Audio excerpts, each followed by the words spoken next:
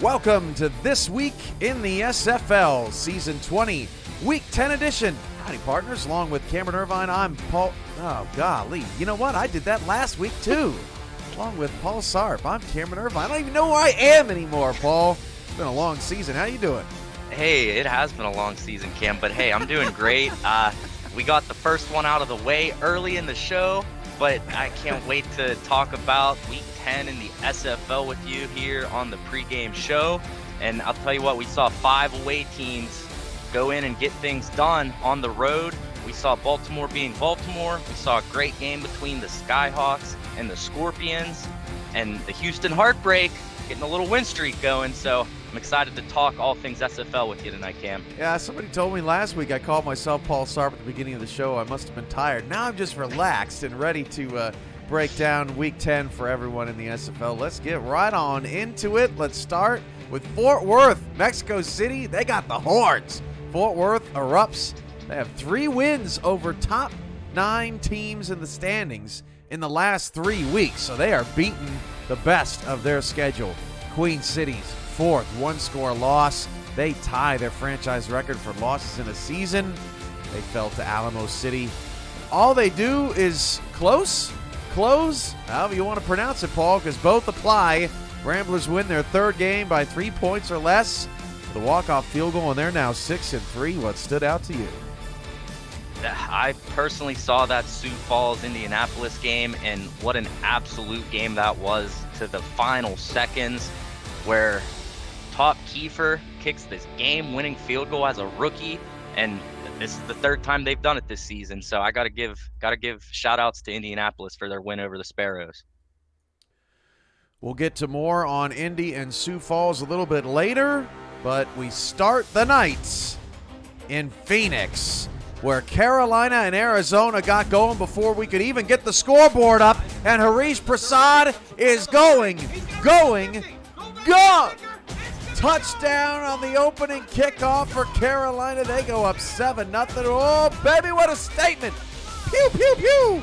Arizona would not take too long to respond. Over the sideline. Harish, we're done with you. No, we're not. Check this out.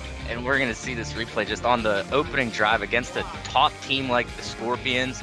For Carolina to come out and Harish Prasad to take the opening kickoff for a touchdown was just a great start to the game.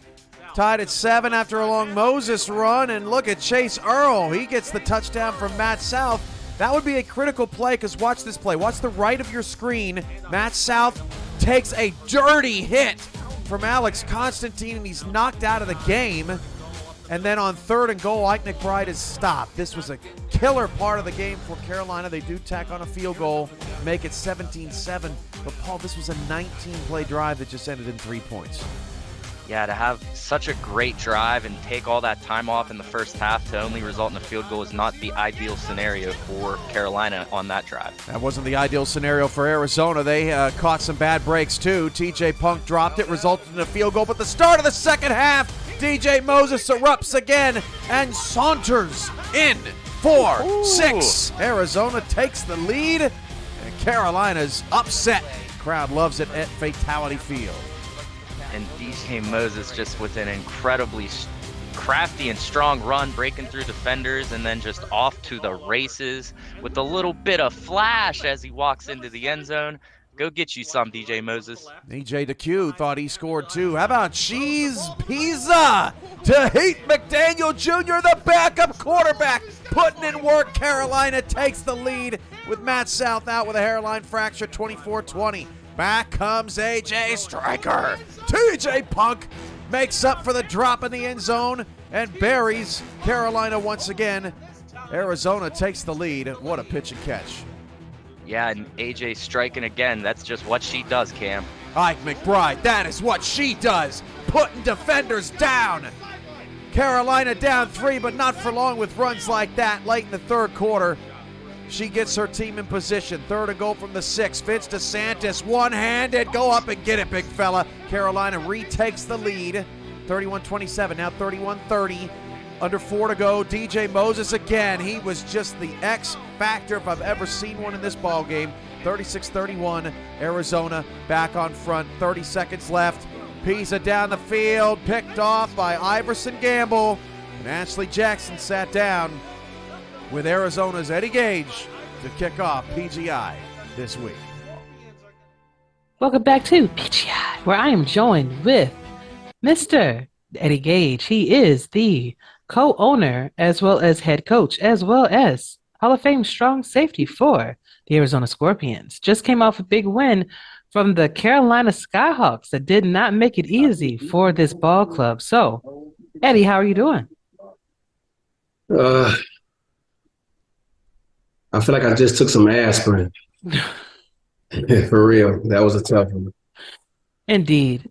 Now, when you were heading to the locker room, I overheard you telling the team that the defense wasn't playing as well as didn't have a high caliber performance as it would normally. What do you think the reason for that was? And how do you plan on fixing that for next week's game against the Baltimore Vultures? Well, first of all, Carolina, they over there putting in work too. So it's not just me against myself. They got good coaches over there. So shout out to Shannon, Harish, and that coaching staff over there for doing their due diligence as well. So they get paid too. So got to get them that credit for putting together a good game plan. And like I told the guys in the locker room, one of our priorities was, limiting the production of their run game. And yet and still they came out and rushed for almost 200 yards themselves. So we got to clean that up because there's no way we're gonna win the game next week against Baltimore playing like we played today. Okay, got it. So is there a particular play or a few plays that you wish that you could have called back? I got a couple in my head, but I don't want to say them publicly right now because, you don't want to give anything away, but I can address it off camera, but for sure. Okay, gotcha. Last question for you. How important was this win for the Arizona Scorpions, especially considering the standings? It was a big win. Every win, like you said, when you replied to Carolina a moment ago on Twitter, every win is a big win right now. Vegas is not giving us any breathing room. They right on our heels, and they got the win over us already earlier head to head. So it's important that we stay ahead of them right now. And, it's, no days off. Got to keep the train rolling. Indeed. Speaking of keeping the train rolling, one more question for you. So when you are a top 4 seed and you get the first round off, the wild card round off, and you already have that momentum of winning going into the playoffs, do you think that it's important for you to keep that momentum up and keep playing, or to have that rest? Me personally, as a coach, I'd rather have the rest because two things. Number one, it's a guarantee you're going to advance to the second round. We've seen a lot of teams who are favored go out and lose in that first round. So number one, you're guaranteed to advance to the second round. And number two, as coaches and scouts, Will, Skinny, myself, getting that time off to recharge and just take a break from coaching, running sims, running practices, and then having, not being having to participate in that first round of games. And I can just keep my heart settled. I got my Apple Watch on. And as you know, I get that heart rate alert anywhere between 4 and 6 times a game, every game. And it seems like no matter how big the lead is, I still get alerts. So I'd rather have that time off so I can relax my thoughts, my minds, my body, and just chill. Good stuff, Coach. Can't wait to see what you do against the Baltimore Vultures. It's going to be a replay of prime time too, Monday night.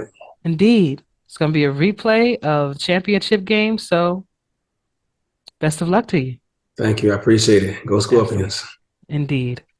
Cam, Polly, back to you. Thanks, Ashley. We got some super chats to get to, Paul, before we move on with the show. DJ Kilgannon with the 20. And DJ, I'll get you next week, too. Get your question in next week, and you don't have to worry about it. I understand the glitz there. But he asked us, Paul, if me and you have any championship predictions. How about we add that to the lightning round here later in the show? We'll get that in there and talk about our top 2 teams. $4.99 super chat from John Fullerton as well. Fort Worth with the horns up And we haven't yet gotten to our Fort Worth conversation, but we're going to get to it because Fort Worth had a big week this week. But going back to Arizona, they stay atop the SFL standings right now, Paul. And I think Eddie's right. Sometimes bye weeks in the regular season, you don't necessarily take off, but because you don't know your opponent until the wild card round is over, it really is a great chance to recharge.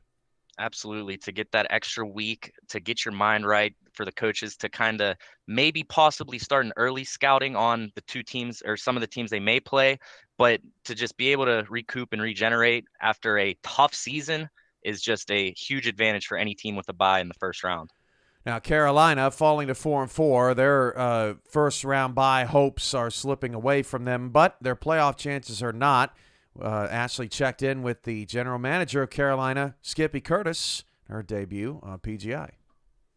Welcome back to PGI, where I am joined with a good friend of mine, Miss Skippy Curtis. She is cornerback and GM for Carolina Skyhawks, who unfortunately were handed a loss today from the Arizona Scorpions. We consider the Carolina Skyhawks like one of our sister/brother teams, so it was kind of a bittersweet thing for the Arizona Scorpions, to say the least. But how are you doing, love? It was bittersweet for us too. Yeah. Oh, it was a tough loss. We did not. We were definitely prepared, but not as prepared as we could have been. Mm-hmm.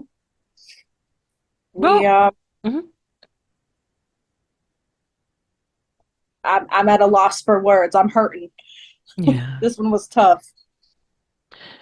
What do you think what do you think from your perspective?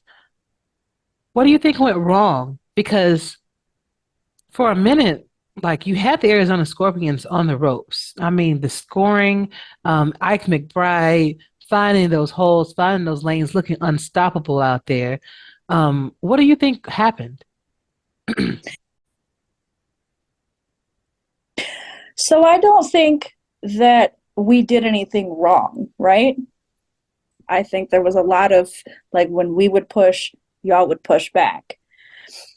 However, I think we got screwed when Matt got injured. We had all of the members of our team going today. We got Ike involved. We had Matt got hurt, but we also had, like, our whole defense. The entire defense was involved. I heard everybody's name called today. That was great. I heard most, if not all, of our offense called today. We were getting everybody involved. Everybody had their part to play. And it's not that I think that we did anything wrong. I just think that we couldn't quite get there. Yeah, anytime your quarterback goes down, that is a tumultuous time for your team and for the coaching staff. So It's a good thing that you guys have a really good backup to even keep you stayed in the game the way you did. Because if it was our backup, we we had full-blown pizza time today. It was great.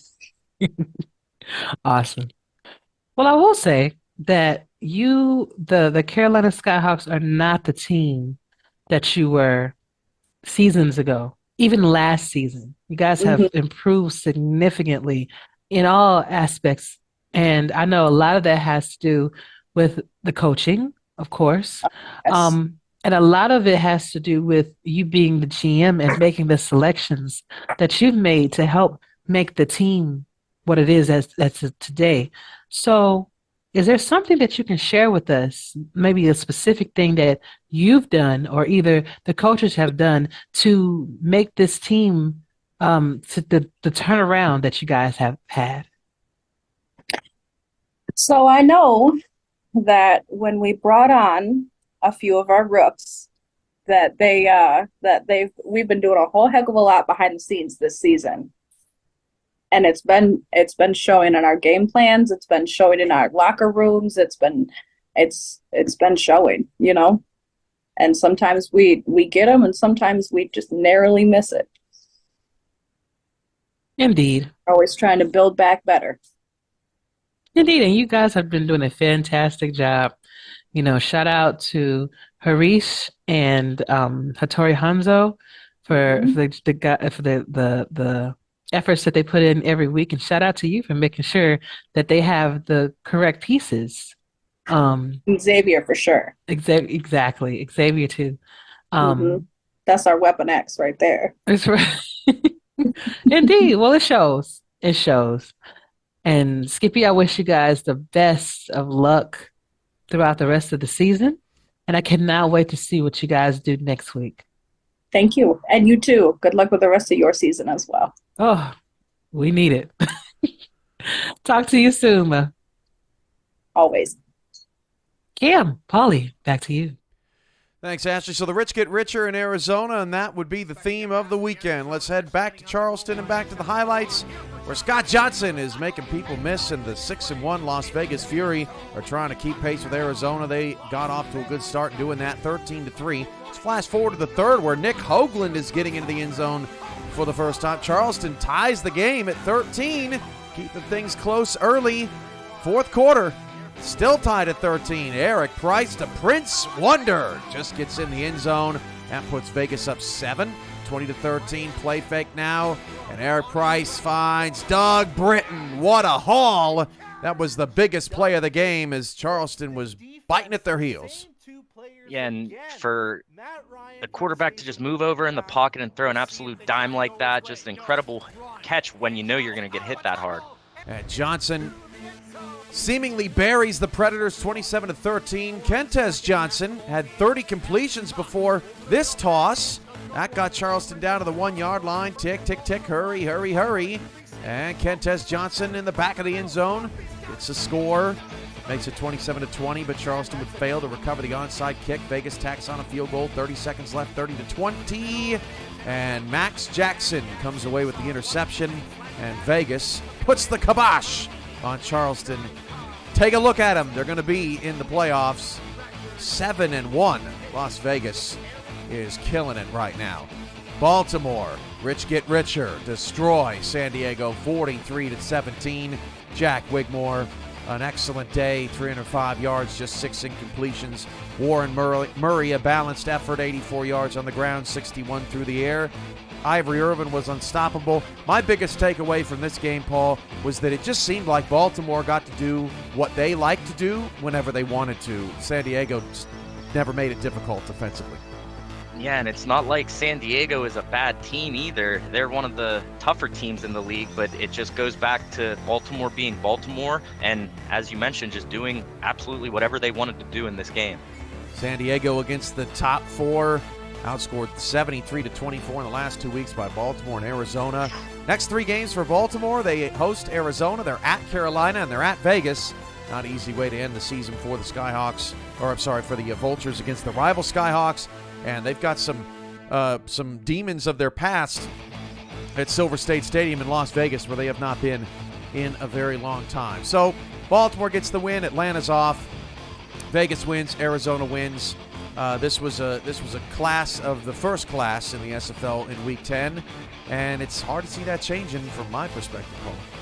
Yeah, and as far as these top 4 teams go, you have Baltimore that plays Arizona and Las Vegas. Las Vegas also plays Arizona and Baltimore.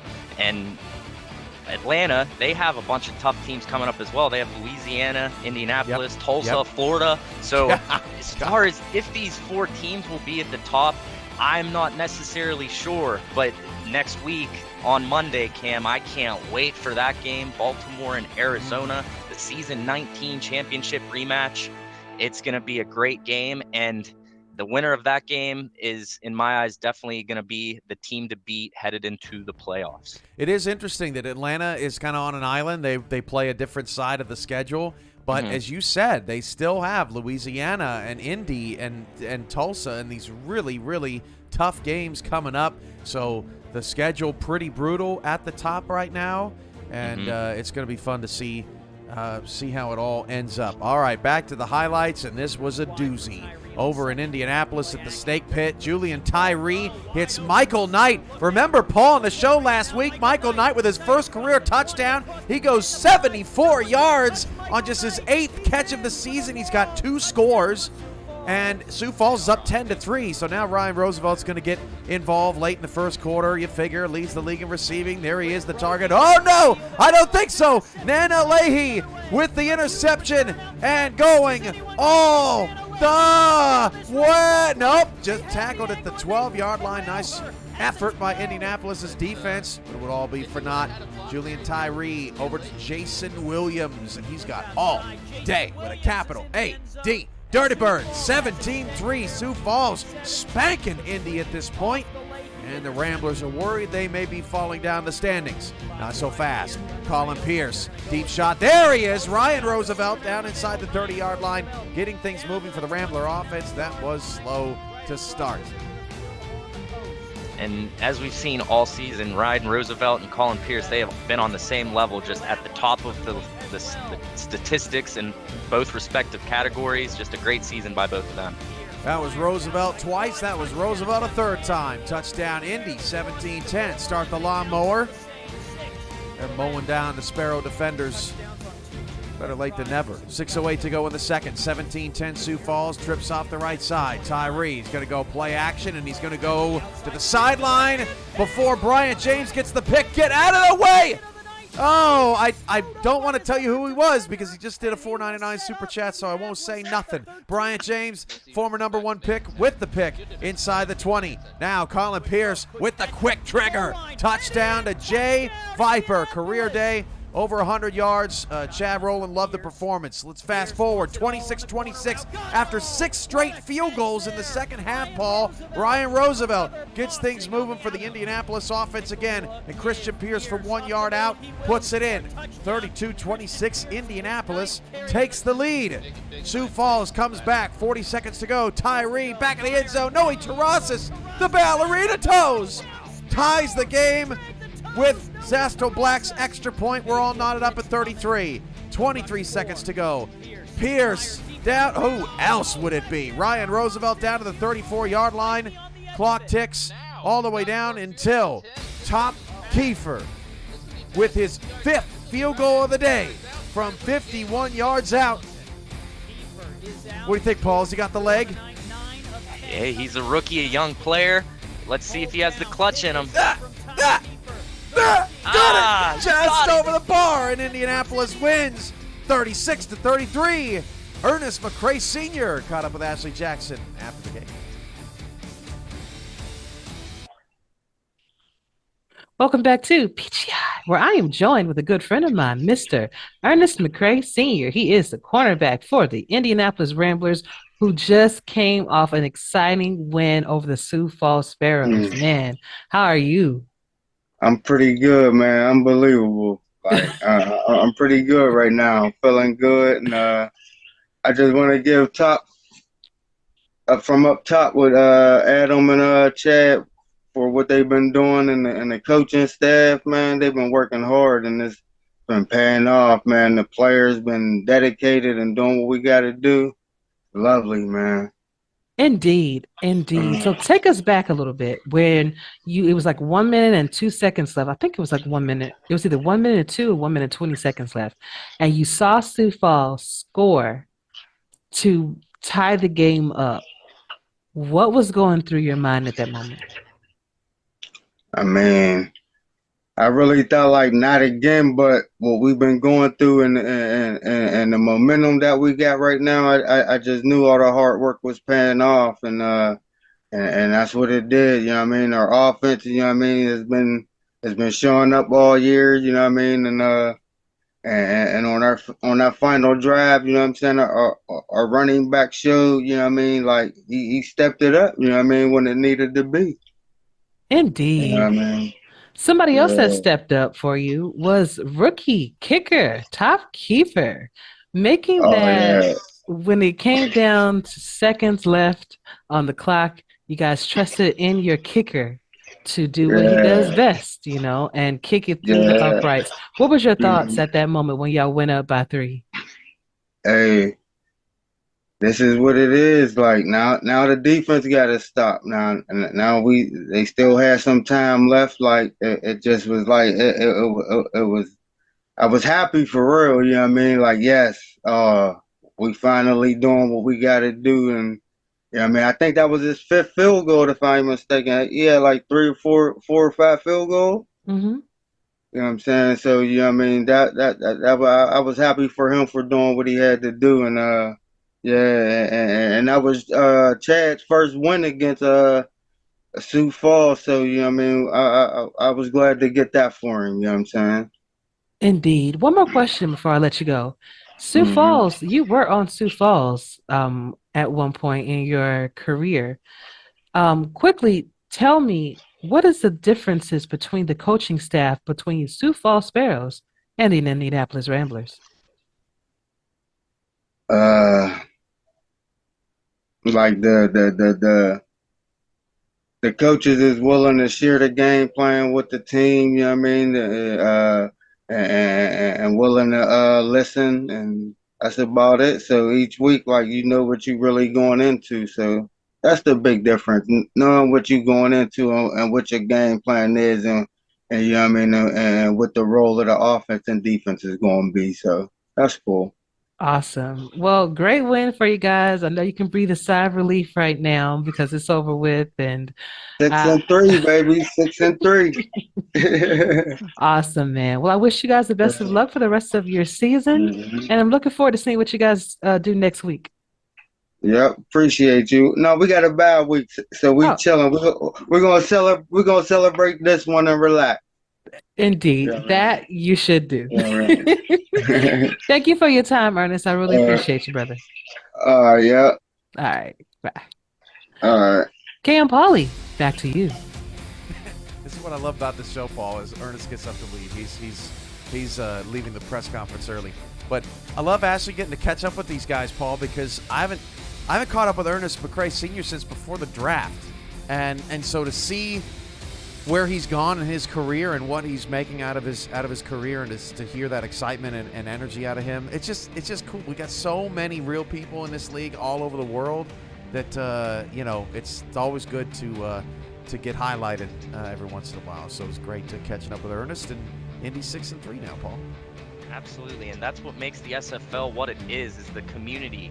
I know Ashley does a great job every week for the show and all these interviews, bringing the community together, letting some people share their stories, share their thoughts on the games that they just played. It's just truly incredible to be a part of it. Super Chat updates, $4.99 from Adam Wiseman with the hashtag RambleOn. Skippy, $19.99 Super Chat. Great show tonight, Paul. And Cam, too, I guess, with a winky face. Not very good at winking, but tried to wink back at her. All right, moving on with the show. Let's take a look at some flex scheduling coming up, some scheduling programming notes. We talked about Atlanta's tough schedule. We just getting off talking about Indy's 4-game winning streak. Well, they have officially been flexed into Week 12 Impact Monday. So next week, Arizona and Baltimore get going on Impact Monday, and then we will have the 7-1 Swarm, the 6-3 Ramblers. Ramblers will be coming off a bye. Atlanta will be coming off their game to Louisiana, but that is set for Monday, April the 3rd. Denver Vegas was originally in the slot. They have been moved to the Saturday afternoon time slot that Atlanta and Indy previously occupied. But Paul can't wait for that one, as we are going to the Snake Pit for the first time. We last saw Indy when they were in Minnesota. Yeah, with this Impact Monday schedule to finish the season off, wow, we got some incredible games coming up. I can't wait to see the championship rematch next week. And then in Week 12, Atlanta and Indianapolis, two high-flying offenses, two great teams all around. It's just going to be a sight to see. And for everyone watching right now, you better be tuning in because you're not going to want to miss it. The chat now thinks they're calling us Pam now, Paul. Cam and Paul. So I guess we're now Pam. Everybody's having fun tonight, so I like that. Let's get let's see. We're not back to the highlights. We're going to go to the lightning round next, Paul.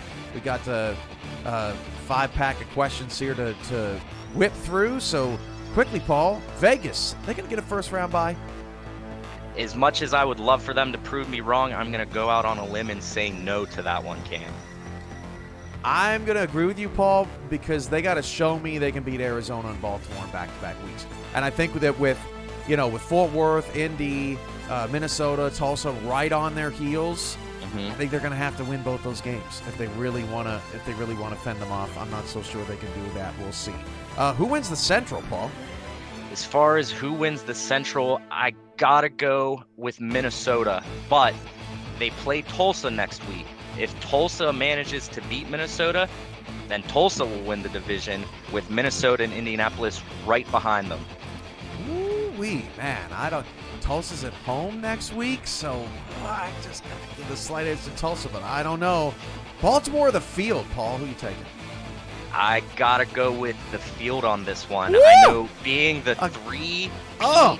defending champions, it's no small feat, Cam, but with all the impressive teams this season, I think someone in season 20 is finally going to knock Baltimore off the pedestal. Oh, man, I got to take Baltimore, man. I don't know. They've been kicking the crap out of some people here recently. Oh, tough call. Dark horse to win it all. That's anyone between the 5 and 16 spot right now. Who you got, Paul?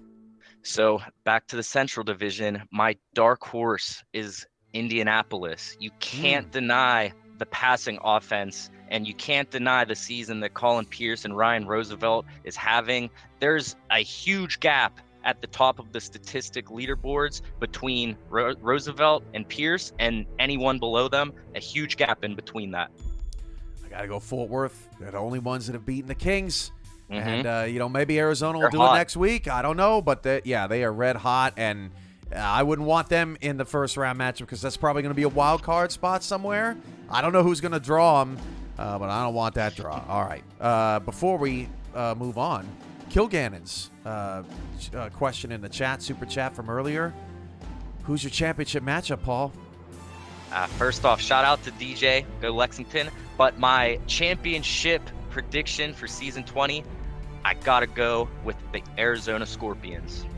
And who are they going to play? It's going to be another rematch. We're going to see it next week, and then we're going to see another rematch, and I think Arizona is going to get the best of Baltimore in season 20. All right, then. Well, there's Paul. We'll check back up on that prediction from Paul here in a few weeks. I'm sweating right now, Cam. Back to the highlights. Let's go to Jacksonville, where two teams that do not have championship aspirations this season, I don't think, at this point, are playing. But they played a good ball game. Christopher Ochoa having a banner year. He catches that touchdown from Bruin. And then look at this play from Optimus Klein. I think that's the catch of the week, Paul. Florida goes up 14-10. And what a catch. From that throw, you did not think Ron Cochran was going to be able to get that in there and it'd be a catch. You'd think it'd be an interception, but Optimus Klein with just reaching his hand out and hauling the ball in, just an incredible pass and an even better catch. That was nasty. Next drive for Jacksonville. O.J. Bruin down the field. Pretty ball. Dill Swayze in a foot race. He's been balling recently as that third weapon for Jacksonville. 21-16 now. Storm on top of the Kings. The Kings had to settle for a field goal on that drive from the Swayze catch, and Stephen Bush is just doing ridiculous things. 28-19 now. A lot of field goals for Jacksonville in this game, but there's a touchdown. Bruin to Kingston. Ellington makes it 28-26. Kings trying to snap a 6-game losing streak. J.W. Doyle puts in a nail. 35-26. And then Florida's defense hammers it home on the next series. Sean Sanders in the backfield. And he is going to get popped. Fumble. Stephen Black forces it. Aaron Gooden recovers. Florida would win 38-26 over Jacksonville. Oh, boy, this looks cold here in Motor City. London and Motor City, and Ibrahim Created spent half the day on his back. William Davidson with the sack. Very next play, Cam Frosby with the next. He was sacked 7 times in this one, Paul. But London Motor City was keeping it close as Frosby flexes on Ibrahim. 10-3, almost halftime. Robert Merrill, get off me. He scores 17-3 London. Robert Merrill would get hurt in this game and would not play for most of the second half, but he did all of his damage early. Yeah, Robert Merrill, unfortunate that he got hurt in this game, but we've seen time after time again this season, Robert Merrill, what all he can do for the team, and this London defense, man, they really stepped up against Motor City. 24-3, now 27-3, and you're thinking this is ball game. Look at King Rashid with his 10th pick, leads the SFL, gets a pick 6, and gets some momentum for the V8s late in the third in the Burr. 27-10 is now the deficit. Motor City not done, making London shiver in this second half. But first, another look at Rashid's pick. And King Rashid, 10 on the season. He's making his resume a little stronger for Defensive Player of the Year, Cam. Creata, wow, pretty ball. Guy Clausen, he was a monster in this one. 27-17, now 30-17, 4:47 to go. Still a ball game. Creata is nailed, but the pass is caught by Clausen. I have no idea how that happened all the way down to the 8-yard line. But then on 4th and goal from the 3, Creata, seeing ghosts, steps up in the pot. Whoa, my gosh. Fails to convert the 4th down. That hurts, Paul. And London wins 30-17. Fort Worth blows out Mexico City. This is why they're the dark horse, 52-28. They set a franchise record for points. 71 games they've played, and this is the first they've scored 52. Look at Hacker's stat line. 10 for 293 and 4. Jordan Sipe, 9 picks this season coming into the game, 6 in this game, and they were blanked in the third quarter as the game got away from them. And huge credit to this Fort Worth team setting the franchise record in their 71st game, scoring 52 points against a strong Mexico City Aztecs team. They all around just beat Mexico City in all aspects in the game. Will Fort Worth run the table? Their next 4 games, Canton, Queen City, Motor City, and then a rematch with the Aztecs. What say you? As far as what I'm seeing, Cam, the first 3 games in the remainder of their schedule, I think Fort Worth has 3 wins. And it's if they can sweep the table, comes down to if they can play Mexico City the same way they did this weekend, where they just absolutely dominated them all around. The playoff field is stacked, but these teams aren't going away. Denver at DC, and Kevin Say putting in some work. Gets the first points of the game on the board in the second quarter, 7-0 Dragons. Then more Kevin Say. Watch this on the outside. Gets a block, breaks a tackle, spin move, all the way down to the 6. Kevin Say, he's just masterful. And Kevin Say just saying it louder for this Denver Nightwings team. You can't bring me down is what he's saying. Again, taking 5 defenders just to bring 1 running back down. Just an incredible run there. Lauren Percoco dominated the first half. She is a red zone threat and poses for the cameras. 14-3 late in the third quarter. DC's in control, similar to the London game. Oh, that is not where you want to put the football. And Rosca Santagria, never forget his name. He's gone. Synergy, not a chance. Touchdown, Denver. Holy moly, look at the Nightwings. They are right back in this thing, 14-10. Another pretty pick 6 here on This Week in the SFL. And that's just great defense there to be able to read the quarterback and just jump the route. And with no one in front of you, no one's able to catch you either. You're putting up 6 points for your team. How would DC respond? Pretty good. They get down in the red zone, and then on 3rd and 3, they convert. Mike Churchill with the score, 21-10. DC gets a little breathing space. Gene Struthers fires it down the field to Riley Quintero, tackled at the 2, but can you believe it, Paul? They only got 3 points out of the drive. A killer because of plays like this. 3rd and goal from the 2. They don't run O'Shaughnessy, who, by the way, falling fast on the running back leaderboards. 15 yards on 15 carries in this one. Totally ineffective. 21-13 now after a failed onside kick. Dagger. Synergy to Churchill, not wasting any time. And the DC Dragons win it 28-13 over the Nightwings. Now to Canton, where the Houston Headhunters have won 2 straight, trying to make it 3, and DR Sim is sliding into the end zone, puts Houston up 7-0. This was kind of the difference in the game early on, Paul, because in the end zone, well, Canton's throwing picks and still not getting points. 7-0 Headhunters still have the lead. Third quarter, 10-3. Canton keeping it close, but someone forgot to cover Mike St. Green, and he'll make you pay every time. Absolutely. Mike St. Green, one of the veteran receivers around in the league, just making Canton pay here. And as you mentioned, Cam, the offense for Canton has been its downfall all season long, where its defense has been dominating teams and winning games for Canton, but the offense struggling all season long. This changed the game. GP Wells seemingly had a first down and then spun back inside. Houston had to settle for a field goal. Paul, after that play, they never got another first down. And here goes Robert Johnson in the fourth quarter, surging ahead for Canton in a dramatic turn of events for the Houston Headhunters, and boy, were they nervous. Next play, Robert Johnson takes the handoff. He's in, walks in. 20-10. Canton's got new life. Fireworks at Fatherhood Festival Field. That's a touchdown to Jack Wall. 20-17. Oh, biting nails now. 4th and 18 for Canton, though, and Mike Twinscrew's pass is caught, but 5 yards short of the sticks, and Houston, despite not a single first down in the fourth quarter, hangs on 20-17. Speaking of hanging on, Alamo City had their hands full with the winless Queen City Corsairs. Not early, though. Ziggy Ronick wide open, 10-0. Alamo City down 13-0. Artillery with the lead. John Lakeman, anything you can do, I can do better. Doug Spelling all alone. 13-7. Plenty of special teams highlights in this one. First, a punt return from Ronick. Oh, breaking tackles. Too slow. Ziggy Ronick beats the punter. He's out of there. 20-7. Alamo City on top. Now 20-13 to start the second half. And Tony Zoma, who got absolutely plastered by Matt Fennick earlier in the game on a kickoff return, says, get off me. Where's the kicker? Where's the kicker? Don't do it again to me. He's blocked up. Okay, good. I'm out of here. Queen City ties the game at 20 in the third. What a pretty return. And the fireworks were starting off strong in the second half with Queen City tying the game up. And wow, just what an incredible catch there, diving catch.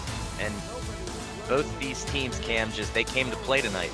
Pretty play from Deuce with under 6 minutes to go. It was part of a 10-play, 84-yard drive for Alamo City that ended up winning this game. That is just gorgeous. Queen City taps them down. Second and goal with the 6, under 5 to go. Got to cover the flats in the SFL, and Brad Jones walks it in. 30-23, Alamo City on top. Queen City on a 4th and 5, trying for their first win. They can't get it. Pass picked off by now unretired Raugar Law. Alamo City holds on to improve to 5-4, and they are right on the outside looking in. Let's check in on those standings. Alamo City is now ahead of San Diego in 13th place there. 2 teams above 500 on the outside looking in at the moment. Carolina is right behind them at 4-4. Vancouver, still your Pacific Division leader at 4-4. Louisiana, Fort Worth, London, all with 3 losses, along with Indy and Mexico City. It's getting bottled up down there. Minnesota still clinging to their narrow lead in the Central over Tulsa thanks to division record, but those 2 teams play this Saturday. What catches your eye about our top 12 and who's just on the outskirts right now? As far as what we see here, San Diego falling down further with their second loss in consecutive weeks, still trying to fight to earn a playoff spot, just as well as Alamo City and Carolina. Sioux Falls, hard losses this week, but the top teams, Cam, the top 4 teams with Arizona, Baltimore, and Las Vegas, how they all have to play each other in the remaining 4 weeks of the season. It's going to be an exciting finish, and I can't wait to see how the season finishes out in the regular season headed into the playoffs. Paul, I think San Diego's got to win out. Their resume is clearly the worst of the 5-win teams right now. But the good news for San Diego is their last 3 games are Carolina, Charleston, and Denver. So it's there for San Diego, but because they have no further opportunities to really boost that resume, I think they're going to be last year's Tulsa if they end up 7-5. They're going to be on the outside. They got to win them all. Yeah, that definitely would be a tough outcome for San Diego, but you have 3 winnable games. You just have to go in each week and handle business and take it week by week rather than looking at the bigger picture right away. So if I'm in San Diego, I'm just focused on next week's matchup and just trying to add a win to the win column. A Carolina-San Diego game feels pretty big at this point in the season. as those two teams fight to try and get in the playoffs and hope that someone in that top 12 starts to slide. Louisiana's playing good football. Fort Worth's playing great football. Indy, Tulsa. You look at those wild card teams. Nobody is on a losing streak. Nobody's falling down right now. So it's going to be very difficult to make that climb. Something is going to have to fall their way for those teams just on the outside looking in right now. That's it for for this week in the SFL Season 20 Week 10 edition. Coming up for our YouTube audience, it's Impact Monday with Vancouver and Los Angeles, preview and kickoff of that game.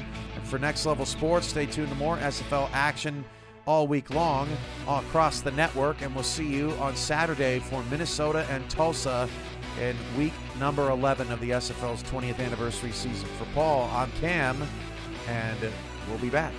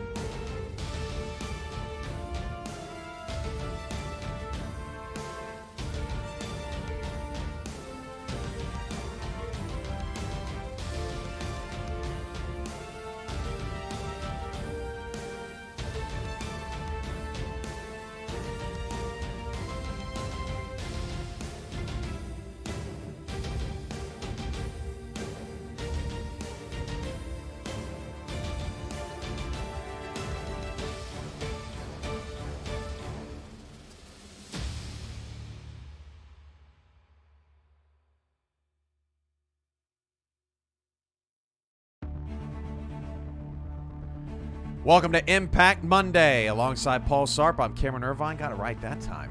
Tonight, Los Angeles 2-6 against Vancouver 4-4, but it's not your ordinary 2-6 versus 4-4 matchup, Paul. LA's won 2 straight, and they're looking hot. Vancouver's still the Legion. We know they're a very good team, and they are still the favorites here tonight. But maybe, just maybe, something has clicked in Los Angeles. We're about to find out tonight if they could be for real. Yeah, from what we've seen through the first 6 or 7 weeks of action this season, Los Angeles was 0-6, but the last 2 weeks they went out and had impressive wins. And as familiar as I am with the Pacific Division, I know this is going to be an absolutely great game. You have the Legion trying to hold on to the lead in the Pacific, and then you have the #1 pass defense in the Lycans trying to help move up the standings in the Pacific. And who knows, in the SFL, Cam, we might be looking at Los Angeles in the playoffs come playoffs time if they can win the Pacific. Gonna need some help to do that. Gonna need some. Well, this is basically it. This is for the division. If Vancouver wins this game, only Portland really has a legitimate shot since they've beaten Vancouver. 199 super chat for Skippy Pam Servine. That is a gross baby. All right, let's take a look at the headlines. Los Angeles wants to keep and stop the streak They're gunning for 3 wins in a row, but, Paul, they've lost the last 5 to the Legion by a combined 30 points. For you math wizards out there, that's an average loss of just 6 points the last 5 times they play Vancouver. But, Paul, this game's about third down. Vancouver is number 1 in the league. They are so tough to get off the field. LA is not.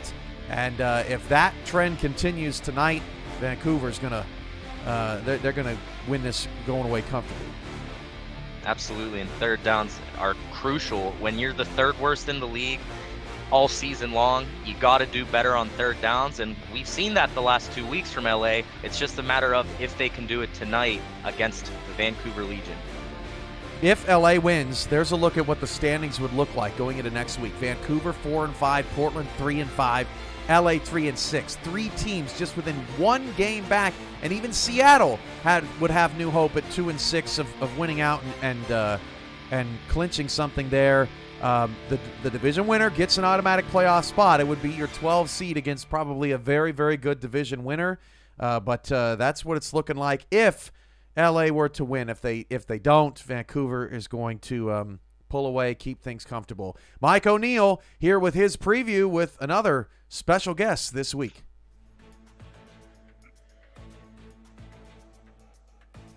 Thank you, Cam and Paul in the booth. Appreciate you guys as always.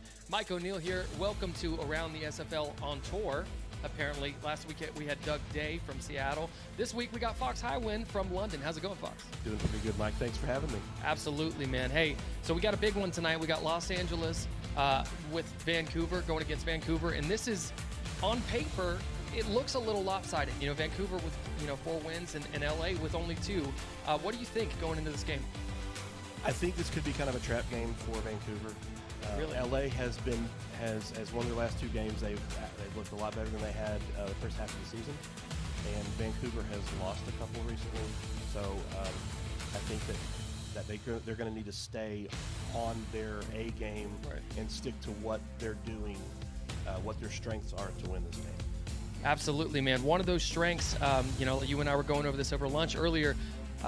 Curtis, the wide receiver, has been unbelievable this year. I think you said something like 50% or more of their passes has gone to Curtis. Well, yeah, actually 50% of their passing yards to their wide receivers has gone to Curtis. He almost exactly doubles to Killian and to Blackwell, and he's got 5 touchdowns total compared to 3 total for the others.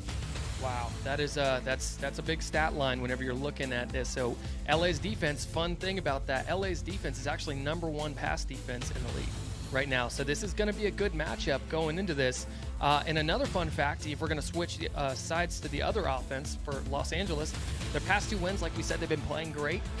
But even more importantly, out of the past 5 games, the past 2 games, they've given Logan Jack the ball 25 or more times, and they've won. And then that seems to be a trend. So out of the past 5 games they played, whenever they give Logan Jack the ball 25 or more times, they're getting wins. That is true, and Vancouver does have the #8 defense as far as total yards in the SFL. They've given up just about as many passing touchdowns as rushing touchdowns. It's 11 passing, 9 rushing. So they do have kind of a stellar-ish defense. But if they're going to, I think that one of the keys, like you said, is limiting Logan Jack to how successful he is, and sticking with what they know, and I think they've got a good chance of winning this game. That's awesome. So, last thought here, we're going to talk about quarterbacks. Sully Richardson, he's doing pretty good. He has thrown more interceptions, though, however, than touchdowns. I think he's at 14 interceptions right now, and I think 10 or 11 touchdowns, so not too far off. He's going to have to be good to take on Vancouver, a team like Vancouver. Obviously, he's got to – this is like what we were talking about earlier. You got to lean on Logan Jack here. And whenever you're giving the ball to Logan Jack 25 or more times, it's a lot less work for Sully to have to do, right? It really is, yes. And the same could be also said for Vancouver.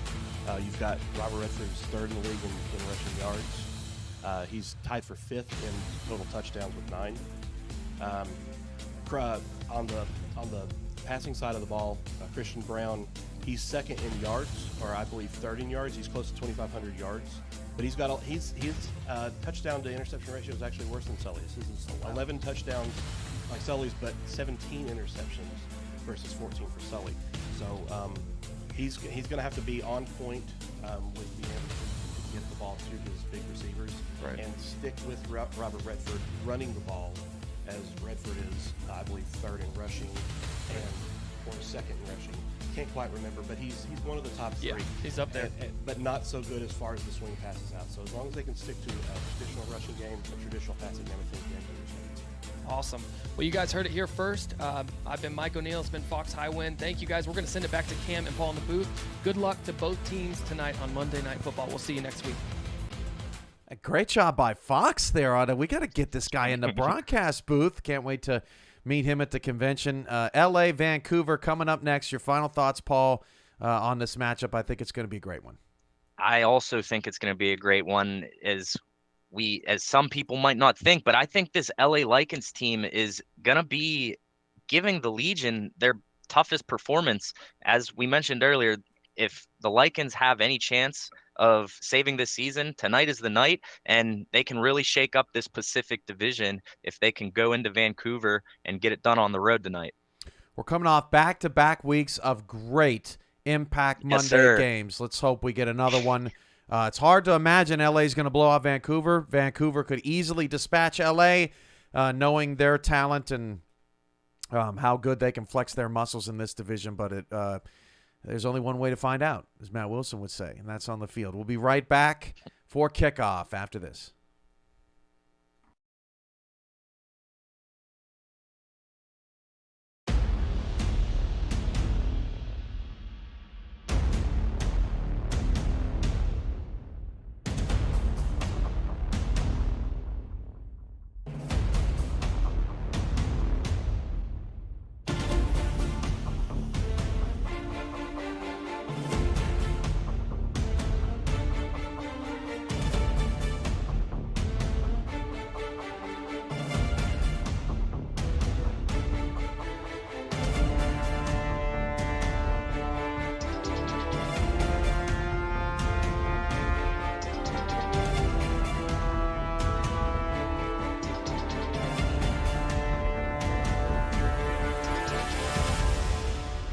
Two receivers, Cooley top of the screen against Kenneth Lyons.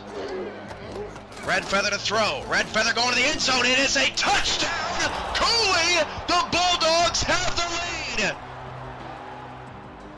Two to the left, one to the right. In the backfield is Streeter with one more. Hand off Streeter, going to try to find a hole. He does. He's going to try to break another tackle. He does. Out to the 20. He's going to go for the pylon, and he's going to get in to the house. Reggie Streeter with his fourth touchdown scamper of the day gives Louisiana their first lead of the day. You might want to look at Reggie Streeter with his fourth touchdown, but watch the block here. It looked like number 59 for the Vancouver Legion here was going to have the angle on him. On the previous play, you know, they represent the city of Broad Shoulders. The player with railroads. And the throw by Dunhill is complete to Jamal Wooding, and he scores the touchdown on the very next play. Touchdown, Atlanta. Wow, Atlanta derails the Chicago defense on that play. He gets behind him. Everybody let him go, and Maurice Spurgeon was the only one back. Two backs and three receivers as Marconi drops to throw, and no pressure on Marconi at all. The pass is picked off, and the defender or the receiver fell over. That's Koyama Shigeki, and he scores. Touchdown Legends on a pick six from Marconi. And the receiver fell over as he breaks for the football. Actually, Cooley thought he had a catch and was just trying to get his feet in bounds, and the Legends. Second down and 6. Mighty is down 4. Cantrell empty backfield, and Cantrell off his back foot. Touchdown! What a throw from Cody Cantrell to DR Sim. That was masterful. I thought that for sure was going to be knocked away or picked off. Anytime you see any SFL quarterback scrambling out of the pocket, it's usually not a good sign, but DR Sim gets so wide open here that he has such a huge target there for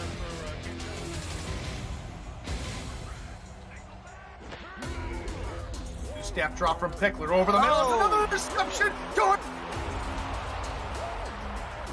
Good Had battle. a big game last week, and he's off to the races. No one can catch him. Baltimore are cruising here in the first half. Touchdown, Vultures. And we just talked about it. Johnny could not afford the mistakes. That's his second interception thrown here in his first half. Alvin Mack, I've said it time and time again, every time I call their games, he gets sidelined to sideline as well as any linebacker in this league. He takes advantage of a bad situation and turns it to 6. They'll start off with no Jared McChesney, and Josh Miller will throw. Looking top of the screen, it's picked off right into the hands of Iverson Gamble. A great start for Arizona. Gamble chasing down to the sideline, and Jeremy Mosley prevents a touchdown. What a play for Iverson Gamble, the 7th-year corner, and what a start for the Scorpions. So 2nd down and 10, 3 receivers. Now they go to Parker on a stretch. Haven't seen that much of the night. Breaks the tackle, and then another, and he's down at the 1. He looked into me, honestly. Let's see the replay again. Parker breaks 2 tackles. Orlando's just throwing a little bit of everything at him tonight. And he's off. 3 receiver set. William Dula in the gun. William Dula to throw, firing deep over the middle. Has a man, Jalen Miller, past the defenders, 5, touchdown, Carolina.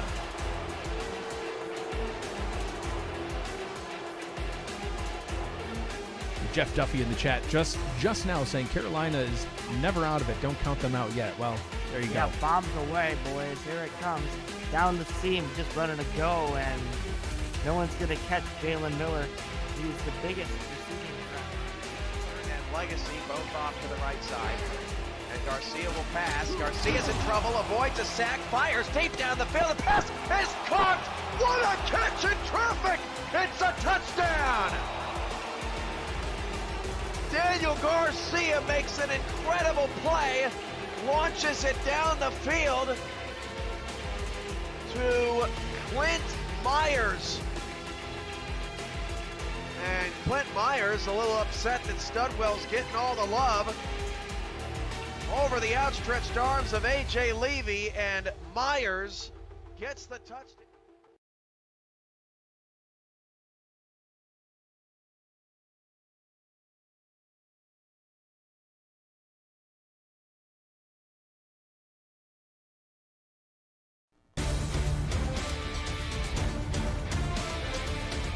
It's Week 10, Season 20's nightcap here in the SFL. We are in Vancouver, Canada, where the Vancouver Legion are hosting the Los Angeles Lycans tonight in a Pacific Division clash of epic proportions. Alongside Paul Sarp, I'm Cameron Irvine. Tyler Falk and Ron Haynes are in our stat truck. Chris Curtis awaits back in SFL studios. And Paul, we should have a great one tonight, hoping that Los Angeles can play up to their competition, as they have been red hot the last 2 weeks.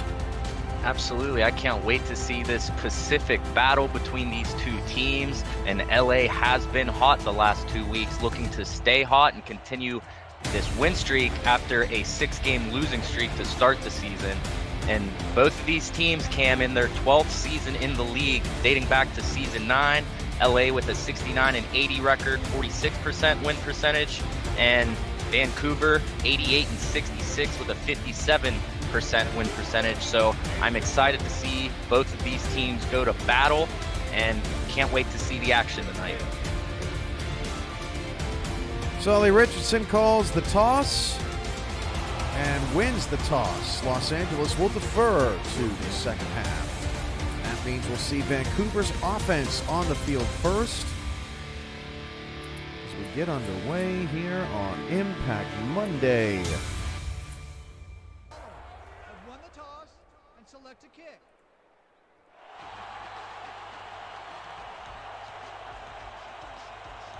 Sid O'Lindy as the ball on the tee.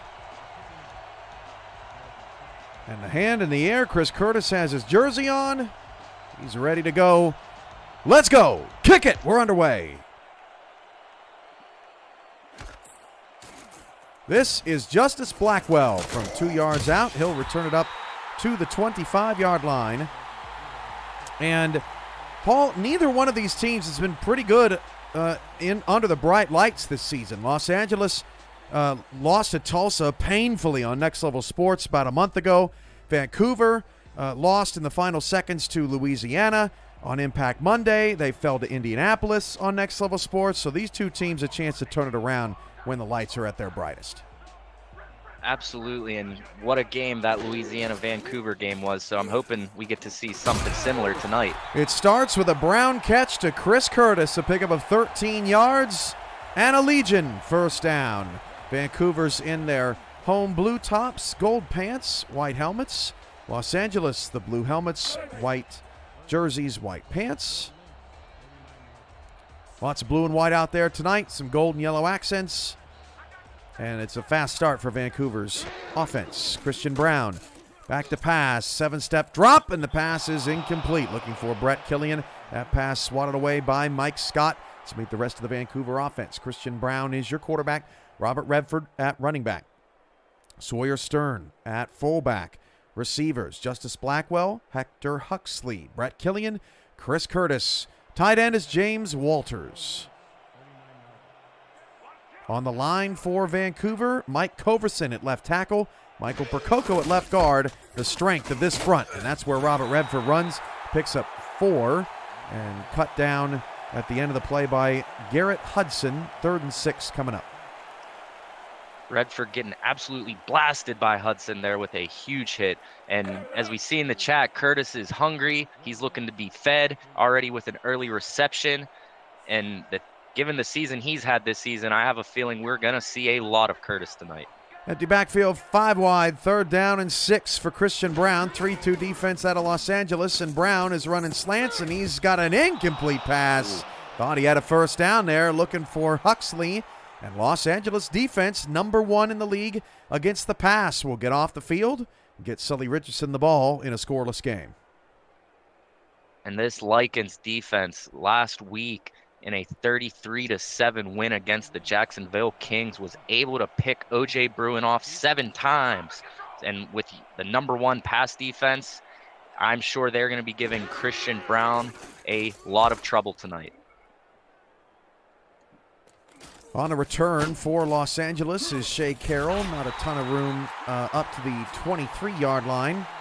That's where Sully Richardson will start with the football. The last 2 weeks have been lethal for Los Angeles. They spent the better half of 2 seasons not scoring over 30 a game, Paul, and they've had over 30 back-to-back weeks. Just not the best start for LA. 6-game losing streak, expanding to an 11-game losing streak dating back to last season. Finally, possibly might be seeing the tides change here in LA, but they have to handle Vancouver tonight. Logan Jack picks up 4 on his first carry. Mark Lopez with the tackle. Let's meet the rest of the Los Angeles offense. It's Jack in the backfield in his 9th season. Sully Richardson in his 8th season, 5th with Los Angeles, is your quarterback. Wide receivers, Elsie Pryor, Chris Lee, and Shea Carroll, the 11-season veteran. Tight ends, Tommy Rahman and Jack Flash. Tackles are the strength of this team as Logan Jack is dropped for a 4-yard loss. This Vancouver front is very good. Wrap up there made by Cabrian Womack. But on the line, left tackle Jamarcus Candy, right tackle Vladimir Dunham, and the center is Bob Dunham in his 3rd season for LA. And as you mentioned, this defensive front for the Legion, 14th in the league with 11 sacks, but to be able to get pressure on Sully Richardson tonight is going to be key for the Legion. 3rd and 10, Richardson back to pass. He fires over the middle, and that is caught by Carroll 1 yard shy of the sticks. Earl Fields the 4th on the tackle, and Los Angeles will have to punt it back to Vancouver. A great tackle there, saving a first down from the Lycans and for the Legion, and Earl Fields the 4th, leading tackler on this Vancouver Legion team. That's going to be his 62nd tackle on the season. Punt is away, and it's blocked! And Los Angeles recovers at the 15-yard line, but it won't matter. Blocked blocked punt for Vancouver will give the Legion excellent field position. And I'm sure Christian Brown is looking to capitalize on that special teams block punt. An incredible block for the Legion. Unfortunate for the Lycans to give the Legion field possession inside of their red zone. but this Lycans defense is no easy team to score on. Vancouver gets the first break of the ball game as that pass is tossed out to Robert Redford. The man who blocked the punt was Michael Lister in his third season, all with Vancouver. Redford picks up 3. Just an incredible play from Lister to get probably about an extra 60 yards, because if LA is able to get that punt off, you have to drive the whole field, but to start in the red zone is huge for Vancouver. 2nd and 7 at the 14-yard line, and Christian Brown fires it outside to Robert Redford. Redford will pick up 6 more down to the LA 8, wrapped up by Tazzy Blackwell. 3rd and 1. And I also think we're going to see a lot of Robert Redford tonight. He's 4th in the league in carries this season, 4th in the league in yards with 884, averaging almost 5 yards a carry, and has 9 touchdowns to add on as well. 7:10 to go in the opening quarter of Impact Monday. No score, but Vancouver off a Michael Lister block punt has great field position, but Robert Redford is going to be stopped short of a first down. Mike Scott with the stop. We may see a lot of defense here tonight. There have been some past meetings between these two teams that have been pretty low scoring. At the moment, offense stays on the field. We might see them try to get LA to jump off sides, but if they don't, they may have to burn a timeout as well. Let's see what happens. And that's what they do. Early timeout burned by Vancouver. No harm, no foul, at least for the moment. For the Legion, they'll come out and kick the field goal, get the game's first points. They can thank Michael Lister for that. That's a bold strategy there, Cam. Let's see if it's going to pay off. Thought you were going to call me Cotton there for a second. But hey, if I'm Vancouver, if they make this field goal, this is an essentially 3 free points for them off of that block punt. So to take a 3-0 lead, I'm sure this whole team in Vancouver would be happy with that result. Chance to win. The former Los Angeles Lycan kicker out there on the field for Vancouver. That is nearly blocked, and the field goal was good from 24 yards away. So Vancouver takes the 3-0 lead. You mentioned it earlier in the show, Paul.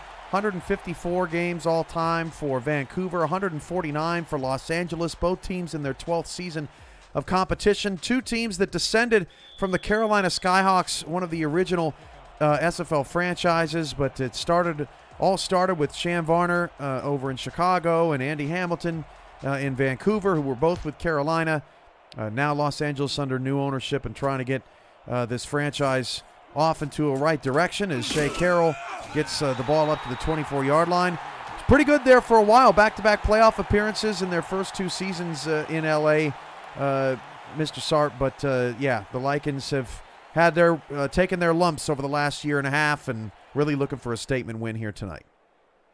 Yeah, for LA, last 3 seasons to be 9-23, whereas Vancouver is 23-9. Wow. They're 2-2 in the playoffs. Vancouver not able to get over that hump and get into the championship game in the last 3 seasons, but they have an opportunity this season the way they've been playing. Logan Jack shuffles to his right to pick up 4 yards. Another nice open field tackle by Vancouver. That was Drew Hamilton. Let's meet the rest of this Vancouver Legion defense. Achilles Papatonis, Cabrian Womack, Gerald Giudice, very talented 3-man front up front for Vancouver along with Charlie Brown inside. The linebackers are Josh Farnsey in the interior, Earl Fields the fourth, and Marquise Reed mans the outside. Corners, Major Key, Michael Lister, and Zach Lay, as Jack takes the handoff on 2nd and 6 with little to no running room. And then your safeties, Mark Lopez, Will Stern, Drew Hamilton. Farnsey with that last tackle sets up a 3rd and 5. And I would like to highlight Logan Jack. Just like Mike and Fox mentioned in the pregame show, he had himself a game last week against Jacksonville. 27 rushes, 104 yards, 2 touchdowns. He has to play like that again to help LA win tonight. Sully on 3rd and 5. That pass is incomplete. And we go back to that 3rd down, talking about Los Angeles, 3rd worst in the SFL, converting less than 50%. They are 0 for 2 to start the night. Back-to-back 3-and-outs. Their last punt was blocked. It's 4th and 5. And I'm sure the punting unit for Los Angeles, the coach had a few words for them after that last block punt, so look for them to more than likely get this punt off with a little more thought into their blocking assignments. Punt is away, this time totally clean for Amelia Grace and Justice Blackwell. A lot of room to return. That's not what you want to see on special teams. But Vancouver sets up the block successfully. Gets the ball to the Vancouver 48-yard line. Vancouver winning special teams easily here in the early going, and they've got more great field position. Justice Blackwell is one of the prime time returners in this league. You always got to keep an eye out for them, and you're getting incredible field position here, starting inside the 20, almost at the 50 on this drive. Pass is incomplete and nearly taken away. James Walters, a rare drop, will set up a 2nd and 10. Hudson in on the play. Let's meet the Los Angeles defense. Brogan Spiraw, Ace Blackwell, Robert Thump, and Gary Marks are up front. Tazzy Blackwell, Garrett Hudson, Buddy Blaze, your linebackers. Tazzy plays inside. Corners, Mike Scott, Jack Hacksaw, TD Jack, and the safeties, Rochelle Colston, Ryan Proster, and Ryan Yosef. Rochelle, the two-time All-Star out of that secondary last in season 18. That pass is incomplete. Knocked away by Jack Hacksaw. Both these defenses playing incredibly sound football in the first quarter. Will set up a 3rd and long for Van. Yeah, the defensive level of gameplay right now is at the highest level, essentially. And I want to go back to, you mentioned the All-Star feature. As far as these All-Stars on these teams, LA only has 8 All-Star appearances, and Vancouver has 23 in both of these teams' 12 seasons. And that's just currently on the roster, but a little bit more experience going to this Vancouver Legion team. 3rd and 10, 5 wide for Christian Brown. Brown going deep down the field, and that pass is caught by one of those 4-time All-Stars. It's Brett Killian, and it's a Vancouver touchdown. And as we saw, Brett Killian not too long ago got his 1,000th reception. That's going to be his 1,010th right there, and he takes it to the house for a touchdown after a beautiful pass from Christian Brown, just burning the defense and walking into the end zone, giving Vancouver a 9-0 lead to start this game on Impact Monday, Cam. Brett Killian, touchdown number 101 on his career, 2nd all-time. Came in the game 2nd in receiving yards as well, and 4th in receptions with 1,009. And Vancouver has taken an early 9-0 lead before LA has been able to get a first down, playing sound football on either side. And the extra point is good. And I think, coming into this game, Paul, a lot was made about this Los Angeles winning streak, and LA this and LA that, and turning the division on its head, and maybe Vancouver slipping and all that. I'm sure Vancouver heard all of those things all week long in the locker room, and they have come out pretty focused tonight. And as it stands right now, I know LA is down 10-0 right now, but in this Pacific Division, LA is the only team currently on a win streak with a 2-game win streak. Vancouver's on a 1-game losing streak, looking to change that tonight. Carroll gets up to the 20, and Los Angeles just needs to figure out how to string together some first downs and avoid 3rd down. They've ran to Logan Jack early and often in the ball game, but just 5 yards on 4 carries. Yeah, if you're LA, you got to get Logan Jack going. If you can get Jack's game and the run game opened up, that's just going to help Sully Richardson later in this game with passing the ball as well. Hand off to Jack. Jack in a bit of trouble and drags defenders for a pickup of 4, the 3rd consecutive run on first down. Tyler Falk reminding us of some, it just gave me PTSD after last week. This is the 6th drive already in this game in the first 6 minutes. And I'll tell you what, Cam, last week, all of those drives, I believe it was 19 drives under 1 minute, and already off to a hot start trying to catch that performance last week. 2nd and 6, another handoff to Jack on 2nd down, and it does not give much. Run, run, pass, run, run, pass, run, run, and now it's 3rd and 4 for LA. Sully Richardson, we haven't seen him necessarily take that deep shot yet against this Legion defense. But 3rd and 4, 3rd manageable. Let's see how the Lycans respond to this stout defense. Richardson on 3rd and 4 is picked off. Going the other way. Stop and go. Ooh. It's going. It's gone for Major Key. And Vancouver has started the route. And Major Key with another one. 6th all-time in passes intercepted. Returned for a touchdown with his 7th in his career. And what a great interception with some jukes, making some players miss, stopping, going, all the way to the end zone, Cam. What a rough start for Los Angeles. It really could not have started any worse for them, and I understand what they're trying to do, Paul. They're trying to put Sully in more manageable 3rd down situations, but, I mean, there's just been nothing there. And converting 48% of your 3rd downs headed into tonight, starting off the game 0-3 is not what you wanted to do if you're LA.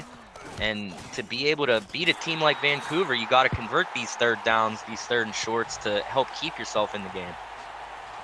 It's crazy. They've essentially gifted Vancouver 17 points. They gifted them the 3 points on the blocked field goal. Then they gifted them pretty good field position and then a wide open Brett Killian on 3rd down. And then they gift them a pick 6. Vancouver has just had to stay patient, and they've got a 17-0 lead because of it. I know the players in front office in LA, they are extremely nice people in this community, but a little too nice on Impact Monday, giving 17 points away like that to start this game in the 1st quarter. And you're not out of the game. You just got to play smarter football and find the holes in the defense and take advantage of the mismatches. Eventually, our stats will update. There they are. 1.8 yards per play for Los Angeles on the first 3 drives to 6.5 for Vancouver. 1st and 10 at the LA 23. They mix it up this time. They pass on 1st down, and Jack Flash picks up 8 yards. So LA changing some things around after their less than stellar start. Jack Flash, one of the leading tight ends in the league as far as receptions and pass yards goes this season. He had a good game last week, 6 receptions, 84 yards, made an appearance here on this drive. You got to get Jack Flash involved as well. And Logan Jack brutally cut down right at the line of scrimmage. The safeties in run support have been excellent. Hamilton with another tackle, 3rd and 2 upcoming. And we're going to see for the 4th time if LA is going to be able to convert on a 3rd down. It's the 3rd and shortest they've had so far. Let's see if they can convert it. 3rd and 2, and a blocker is totally whiffed. That was a fullback there for Los Angeles who was, running towards vacation somewhere. I don't know what he was doing on that play. Left Logan Jack out to dry, and Grace has to punt for the 4th straight drive. Grace might need to put some ice on their leg at halftime, getting a lot of work early in this 1st quarter. And we see the Lycans giving the ball right back to Vancouver. That was Victor Creed. What a mess for Los Angeles. Vancouver going to take over at their own 39-yard line. This is the worst starting field position for Vancouver basically the whole quarter since the opening drive. And it's just wild that at this point in the game, through almost 10 minutes of play, that we have a 17-0 Vancouver lead, and this is their worst field position to start. It's just a wild start on Impact Monday, that's for sure. Christian Brown fires over the middle. That pass is caught by Blackwell. 5-yard gain to the 44-yard line. Brown's start so far tonight, 5 for 9 for 79 yards and a touchdown. And after that last drive, Tyler Falk with the update. 7th drive, under 6 plays. And we saw last week methodical, long offensive drives. And tonight we're just seeing some just turnovers from LA and Vancouver capitalizing on them. Redford takes the handoff. He has got a combo block up front and easily picks up the first down to the LA 48. Excellent job by Sawyer Stern on the outside.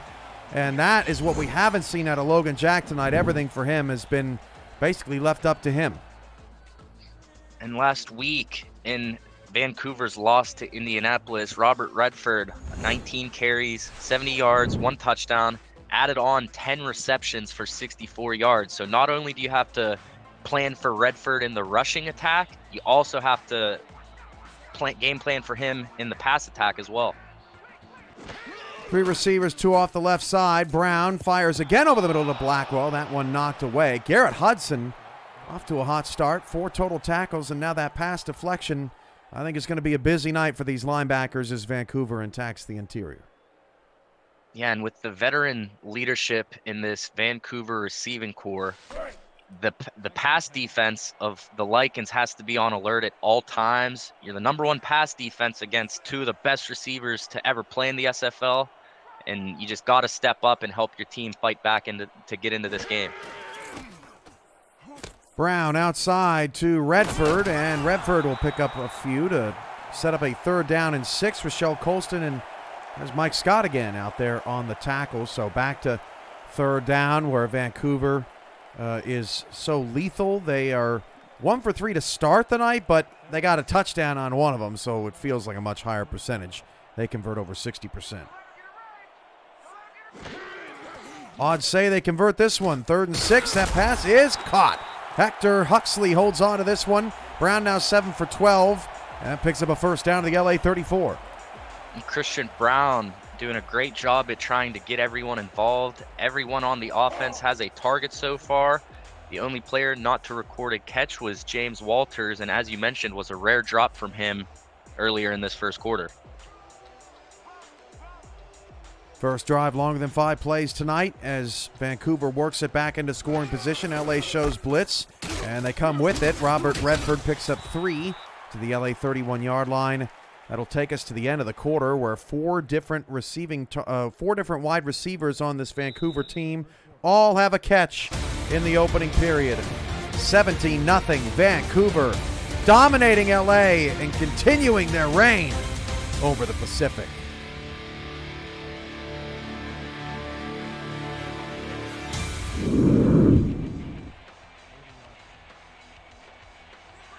Paul Sarp, Cameron Irvine with you. Tyler Falk, Chris Curtis back in our studios. Ron Haynes also helping us out with stats tonight as well, as Brown's pass is hauled in by Curtis for a 4-yard pickup, his 2nd catch of the game. 3rd and 2 upcoming. Curtis having an absolutely exceptional season so far in season 20. 11th in the league in receptions, 2nd in the league in receiving yards, 939 coming into tonight, adding in 5 touchdowns, just on an absolute tear with Christian Brown this season. 3rd down and 2, and Redford is stuffed. Tazzy Blackwell shoots the gap and will force a chance to win field goal, but Vancouver still likely to extend their lead with a 43-yarder coming up. And we're going to see Chance to win with his second field goal attempt of the game. And we've seen him all season. He's 1st in the league in field goals made, 1st in the league in field goals attempted. He's only missed 1 on the season so far. Kick is on its way from 43. Doesn't get more pure than that. That's good. 20-0. Vancouver over Los Angeles. And we're all just going to wait around for LA to get going here, but it's tough when you're facing a Vancouver defense that essentially hasn't missed a single tackle all night. Yeah, this Vancouver Legion team is playing great, and we got 10-10 on the clock, and we got a 20-0 lead. So 10 minutes, 10 seconds for all the points scored from Vancouver, essentially gifted to him, Cam. Carroll to the 21-yard line. 10:06 to go in the first half, and Sully Richardson's night so far, 3 for 5, 18 yards. He's got a catch or a toss to Flash and to Carroll, but haven't heard from Pryor yet tonight. Chris Lee also just one target. They are already heavily trailing, and Logan's long run tonight is just 4 yards. And off to Jack, running right. Look at the pursuit from the Legion defense. They are going to force Sully Richardson to beat their secondary tonight. Hamilton with his third solo tackle. No gain on the play. And to start this game down 20 points, that may kind of phase the run game out, and Logan Jack may not be able to get going. And as you said, you're going to have to rely on Sully Richardson to beat this Vancouver defense deep. And off to Jack. Had to spin back inside because of the pressure, and now they're going to go no huddle. I don't know why Los Angeles would want to. They're trying to do something different perhaps, maybe. 3rd and 7. And Richardson goes deep, and the pass is incomplete into double coverage. And I don't think the pace fooled the Legion. Another punt coming up for Grace. The 5th of the first half. In that drive, Cam, it was just another run pass. As we've seen for the 5th time now, the run pass just is not working for the Lycans, and this Vancouver defense is all over it. This has to be pretty frustrating for Los Angeles because they've played so well over the last couple of weeks, but may tell you more about their opponents. Jacksonville has lost 7 in a row. They're making everybody look good right now. Sioux Falls has not won consecutive games this season. They just lost again this week. They're 4-5. That punt is nearly blocked. Can't believe it wasn't. And Justice Blackwell going to get the ball at their own 45-yard line. Yeah, you're playing a big dog tonight, and Vancouver showing that they may be better than their record. The 3rd toughest schedule in the SFL and the 2nd best strength of victory for Vancouver so far this season. And both of these teams, Cam, they've had a pretty tough road to get to these records that they're currently at. Legion with the 3rd hardest strength of schedule, the Lycans with the 4th hardest strength of schedule, and Vancouver at 4-4, LA at 2-6. Gary Marks knocks that one out of Christian Brown's hands. Battle of the Blackwells tonight. Justice Blackwell, the returner and receiver for Vancouver. And then on the other side, you've got Tazzy Blackwell and Ace Blackwell for Los Angeles. All the Blackwells in the league now for at least 3 seasons. Justice got it all started in his 4th SFL season. 2nd and 10 off the incomplete pass. And that pass from Christian Brown is floated right into the bread box beautifully to Chris Curtis. First down to the LA 39. And I'll tell you what, this LA Lycans defense is not looking like the pass defense that we've seen all season, which has been the #1 pass defense through 10 weeks of action. And this Vancouver Legion was not intimidated when they saw that game planning this week. And it seems like Christian Brown and the Legion just are doing whatever they want against this Lycans defense. 9 of 15, 114 yards and a touchdown. Clean sheet for Brown. That pass hauled in by Killian. Down to the LA 33, a 7-yard pickup. Sets up 2nd and 3. BK12 getting closer to the first down as the Legion just marched down the field. They had better field position on this drive than they did last drive, and it just seems like all game long they're just hanging out in the Lycans territory. 2nd and 3. Handoff. Redford just short of the first down. Really nice open field tackle there. I thought Redford had the first for sure. Ryan Yosef, with his 4th stop of the night, prevents Vancouver from getting their 5th first down. And that was just a great open field tackle because to me, it might not have been just a first down, Cam. It looked like Redford had a lot of room to run there and could have taken that one to the house as well. 3rd and 1. Handoff. Redford got it with ease. Another 3rd down conversion. 3 for 6 tonight for Vancouver. They keep the drive going. Los Angeles with 32 total yards of offense. And at this point now, the real concern is the defense getting tired. They've been on the field a bunch. And so far in this game, we've seen Vancouver on the field for 6 minutes, LA on the field for 6 minutes, but the score does not say that, and it does not feel that way either. Again, the pass is complete. Justice Blackwell with the catch. Blackwell now with his second. Killian's got 2. Curtis with 3. Huxley 1. Redford 3.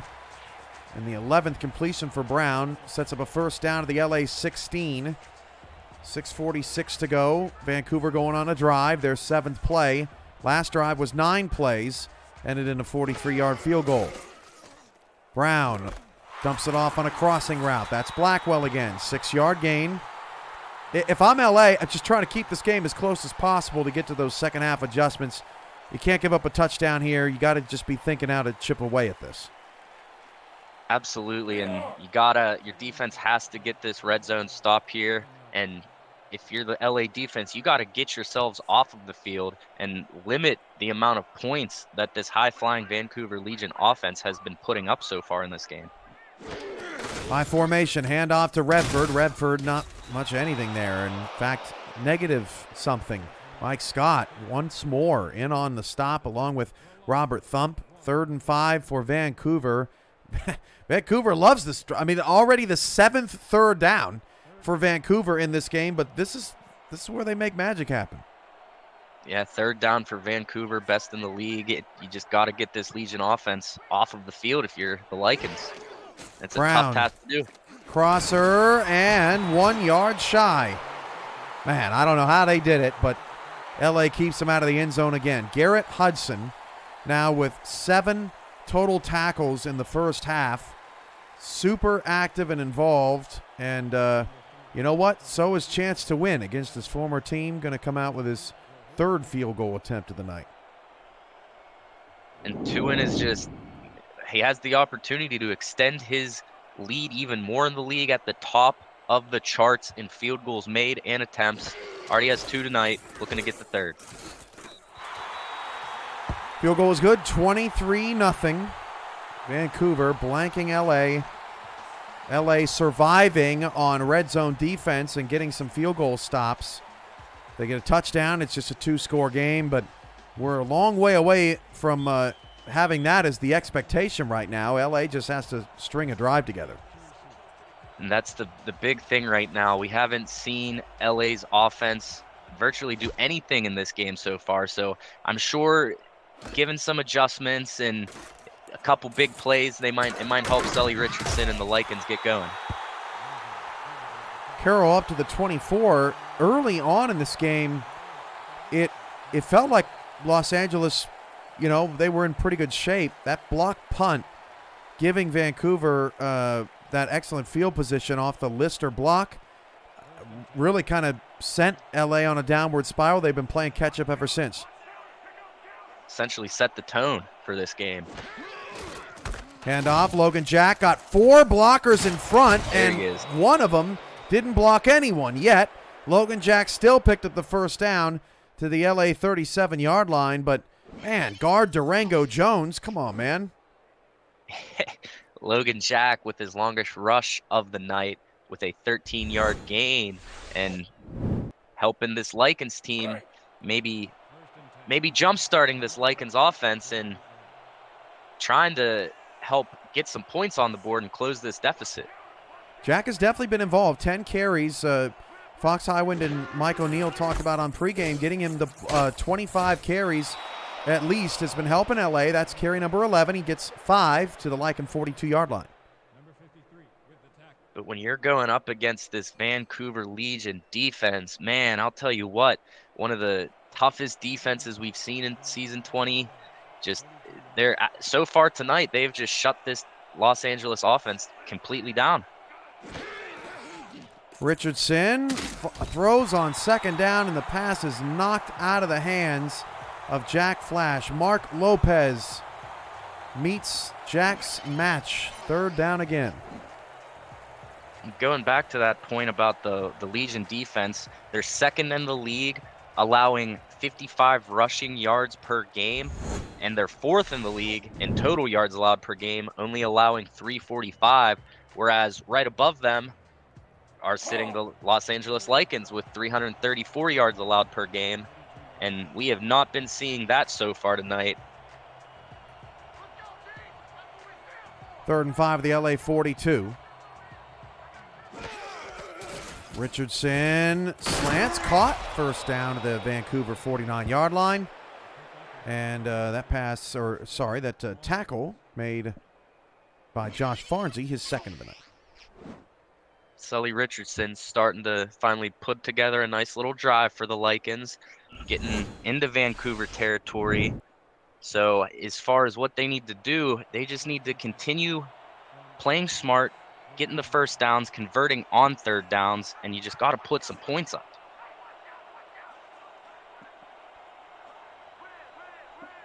Richardson has moved LA into Vancouver. What? Nope. Nope. Right back out. Yep. Retracting that statement. Earl Fields the 4th on a 3-yard loss. Ouch. And Earl Fields the 4th with his 4th tackle on the game. Garrett not necessarily as many tackles as Garrett Hudson and the Lycans, but Earl Fields, the leading tackler for the Legion, just getting another tackle for loss for the Legion. Sully out to Jack and buried in the backfield by Marquise Reed. 3rd tackle for loss for Vancouver tonight. Second on first time on back-to-back plays. 3rd and 15, the longest 3rd down of the night for LA. And if 3rd and 2nd or 3rd and 2 and 3rd and 3 weren't manageable, 3rd and 15 is definitely going to be a tough task. Sully is sacked. 5-yard loss. Gerald Judas Sessi, a menace in the backfield. LA going to have to punt again. And Judas Sessi getting his 3rd and 1/2 sack on the season. He has 8 tackles for loss to add on to that. And I'll tell you what, Cam, this Vancouver Legion defense is looking fierce tonight. 4th and 20. We've reached the 2-minute warning. LA can't buy productivity. Vancouver owns so much of it. 23-0. You're watching Impact Monday on SFL YouTube. You know who's going to be tired, Paul, after this one? Amelia Grace. Absolutely. Stick that leg in ice. Amelia Gray's going to have to stick it in ice at halftime for all the work she's been getting tonight. Fair catch called for by Blackwell at the 24. We'll see if Vancouver can tack on any more points before the end of the half. Coming up on the APM Music halftime report, Tyler Falk, a.k.a. Mission Impossible, and Chris Curtis, a.k.a. Impossible to See but Amazing to Me, bring you analysis of Vancouver's strong first half versus L.A., the most competitive division in the SFL, according to Tyler. Skyhawks and Scorpions recap. What does it mean for the playoffs? All that and more coming up on the APM Music halftime report. Over to Blackwell. Picks up 6 to the 31-yard line. You know, Tyler Falk's amazing to me too, Paul, but Little Birdie told me he doesn't do compliments well, so I just didn't want to embarrass him. And why would you? And as we see in the chat, we see a shout-out to you, Cam. The chat loves him. I love him. I wait for him every Monday night. Around this time, 2 minutes in the first half. Can't wait to see who we're going to see at halftime. Sometimes the delivery is a little difficult. Smorgasbord, perhaps. Skippy 199 Super Chat. Best names ever. Appreciate that, Skip. Got to bring some fun to Impact Monday, and boy, Paul, we're gonna have a lot of time to fill in the second half as Vancouver continues to power through Los Angeles here. They are hitting Sawyer Stern now on the fullback dive. Back-to-back plays to the Vancouver 48. They got to get out of this. 2 timeouts. Remember, they took the timeout trying to get the hard count on 4th down. That's all they got. It's a Stern handoff for the 3rd straight time. He picks up 5 to the LA 47. They just may get into field goal range on a fullback dive. Yeah, and this Lycans defense just can't stop anything really, as the Legion are just running all over them, passing all over them, and with a chance to have a 26-point lead. Oh, they hand it off to Redford, but that's it. That's the end. That's how the first half will end. That was not what the Legion were hoping for, and that'll just take us to the end of the first half. Interesting end there. Vancouver up on LA 23-0. They may get one more playoff right here, so let's hold everything. We're going to snap it. Brown does get it off. Christian Brown is sacked. I was going to say, boy, that would be the exclamation That would have point been devastating. to a dominant Vancouver first half. 23-0. LA trails Vancouver at the end of the first half. Before we send it over to Chris Curtis and Tyler Falk, your first half thoughts, Paul? My first half thoughts are the Legion came to play, and at home, the Legion are an even tougher team, and it's like, as we keep mentioning, this LA Lycans team, only with a little over 50 yards unofficially, are just giving the Legion 3 points, field goal after field goal. Got 2 touchdowns to add on to it.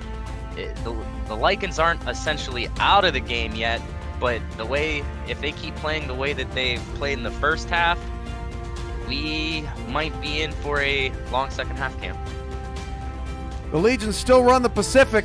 Another half to go. LA's got to give us something different in the third and fourth quarters. Chris Curtis, Tyler Falk, it's all yours. The APM Music Halftime Report starts right now.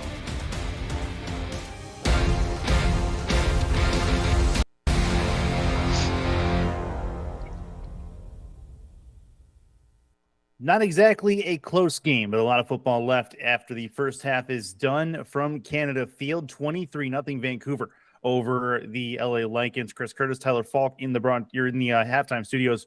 And Tyler, a great start by Vancouver, not only on offense, where it seems like everybody but the offensive lineman has touched the ball for them, but also on defense. They're getting pressure. Their secondaries come to play as well, and LA is having a hard time really doing anything right now. Well, I'm sorry. I had to get out of the stats truck and quick. I knew I forgot to change something. I knew I was quick getting out of the stats truck. I knew I forgot something, but I mean, all I've been doing is stats for Vancouver. If it wasn't offensive stats, it was pick stick stats, it was sack stats, it was all kinds of stats for Vancouver. And well, a certain someone to my right, your left, is quite enjoying having a chance to just bask in a shutout performance, which would see them clinch a division victory. Oh, I mean, at the same time, the last time that I was on this program in this jersey, we lost to your team, Louisiana.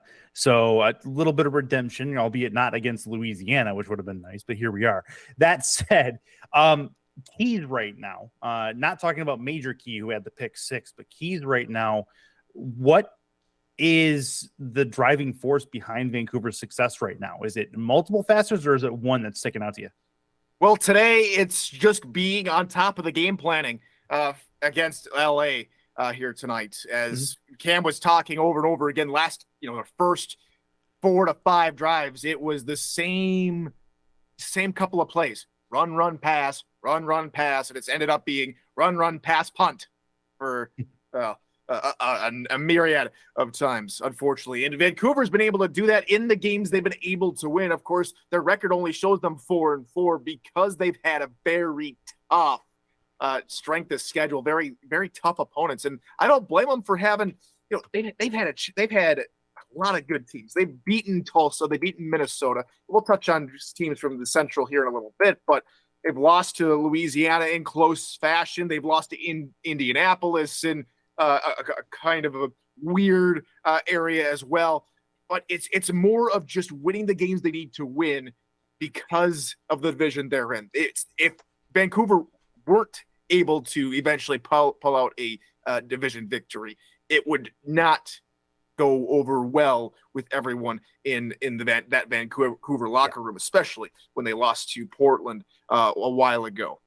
Yeah, Portland's still on the schedule for a second meeting this regular season as well. Let's turn our attention to the other side of the field. LA, they have they've had the worst of it in this first half, but there's a lot of football left. We've seen comebacks that are larger than 23. Give a reason for hope for LA and maybe an adjustment that they can make to maybe start to steamroll things in the right direction for the Lycans? Right now for LA, the one thing I can say to them is you're not down by more.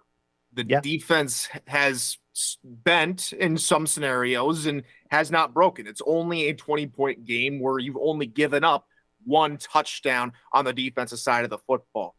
So the defense is playing pretty well at this point. It's unfortunate that their offense hasn't been able to do too much as of late, though. The offense has started to click. Had they not go through 3 plays in quick succession backwards, we might be talking about some points for LA. But that last big drive for LA should be a very good positive. It's their longest drive of the football game. They just need to put some more of those together, and eventually they'll find some points. Fair enough. Let's turn our attention away from Canada and let's go to somewhere else in the SFL. Up to Tyler on this. I know it's a dangerous thought. Tyler, I want your most competitive division in the SFL. And I'm not just maybe talking about the division itself as in the teams against each other, but the most competitive division as a whole against not only just themselves, but against the rest of the league as well.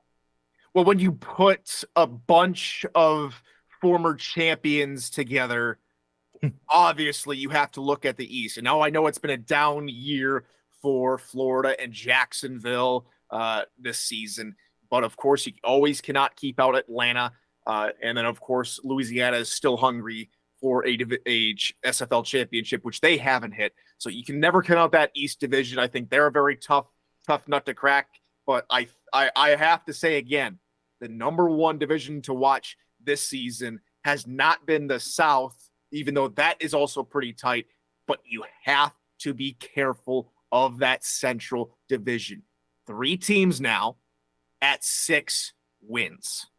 Yeah. The team behind them in 4th place, if you can imagine that, is the Sparrows with a 4-5 record, and they just had a very tough loss this past weekend against a division rival in Indianapolis. And so we see those guys always knock up hard against each other, but because of how new 2 of those teams are, Indy and Minnesota, it's been you've had not a whole lot of time to game plan for those clubs over season after season.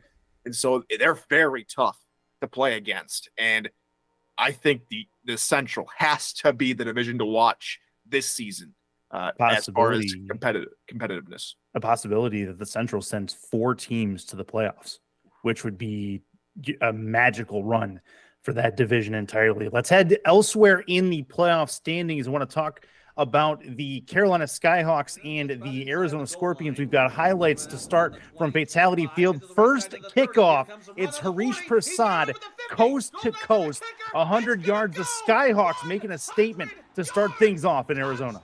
Harish didn't get injured. I was expecting a leg to give out on that play, but Prasad gets a few decent blocks on that sideline. He's able to scoot his way free. Excellent opening statement from Carolina. You're playing the number 1 seed at the time, Arizona. I still think they're the number 1 seed if I saw the playoff standings correctly. And you come out of the gates on the road like this, a dream scenario for Carolina. And Matt South trying to continue things. Arizona scores on the next drive. Answer drive for Carolina. Matt South finds Chase Earl. Just a beautiful pass from South. Next drive, it is going to be through the middle, but the biggest play here happened off the ball. It was a hit to Matt South that knocked him out of the game. Enter Cheesy Pizza, the backup quarterback. He came through. He played a whale of a game. Arizona stops him there, and then the field goal added on to make it a 17-7 game. Everybody in Carolina a little scared of what could happen with the backup quarterback in. Ashley Jackson back at the end zone looking for TJ Punk. That's not going to happen. We will see more from Punk later. We saw a lot from this man. DJ Moses all the way through, breaks through Skippy Curtis's tackle, and takes that to the house one more time. DJ Moses has been dynamic all season long. And we've seen this time and time again, not just this season, but he parts the Red Sea. He is able to find holes and make holes for himself, left, right, and this time center through Skippy Curtis. And he had to race a lineman all the way down the field. Look at the big man rumble. Surprised they didn't cause an earthquake down in Arizona. Cheesy Pizza, though, not to be outdone, looking right, finds Heath McDaniel Jr., the receivers playing well in the absence of their starting quarterback.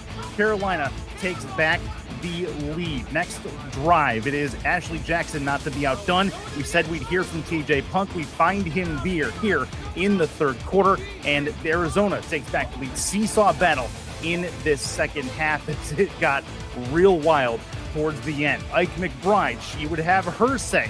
A broken tackle down the field into Arizona territory, into the red zone, and a lot of good stuff from Carolina on offense in this game, but they just could not get the stops when needed. Cheesy Pizza, Vince DeSantis, that's a touchdown. Carolina back in front one more time.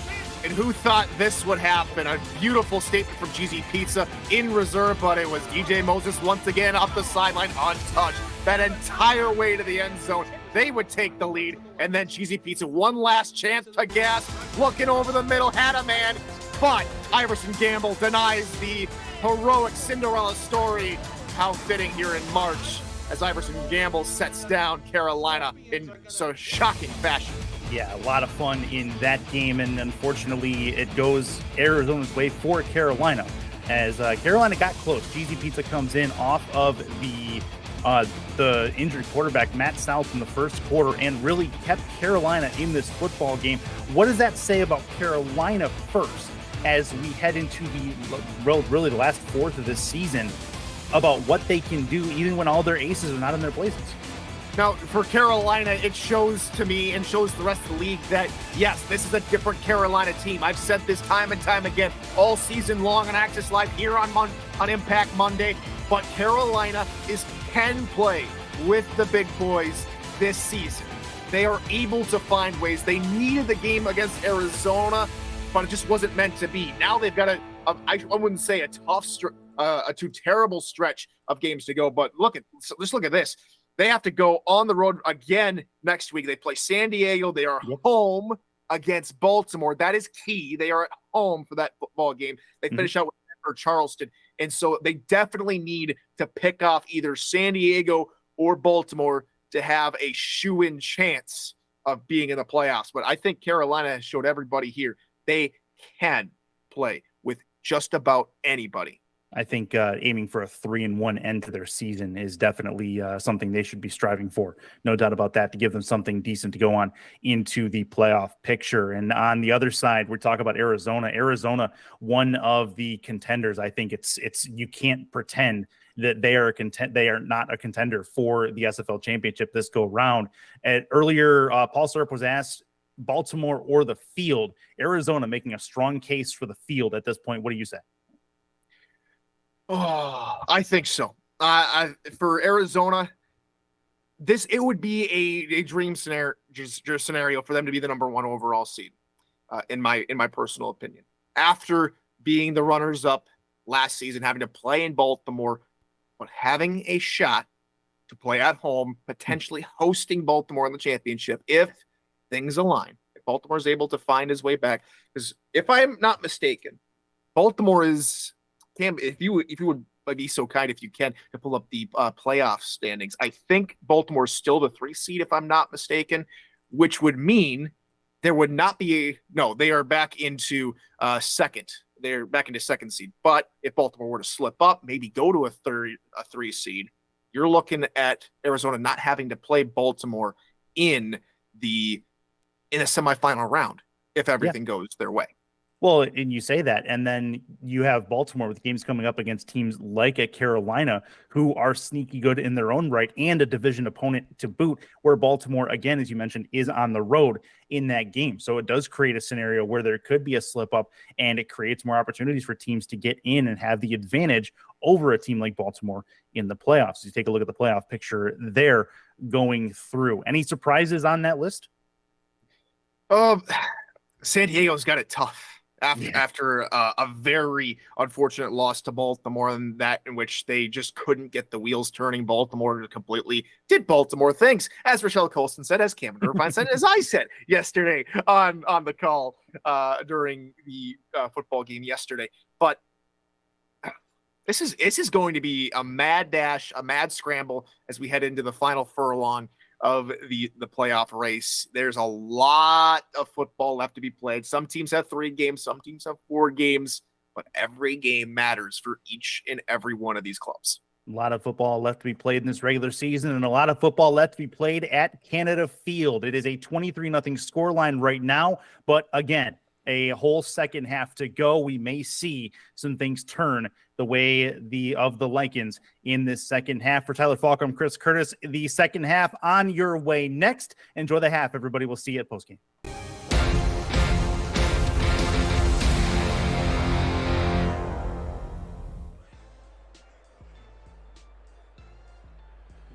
Thanks, Chris Curtis. Thanks, Tyler Falk. I'm Cameron Irvine. He's Paul Sarp. 23-0. Start of the second half. LA does get the ball to start the second half, so that's something.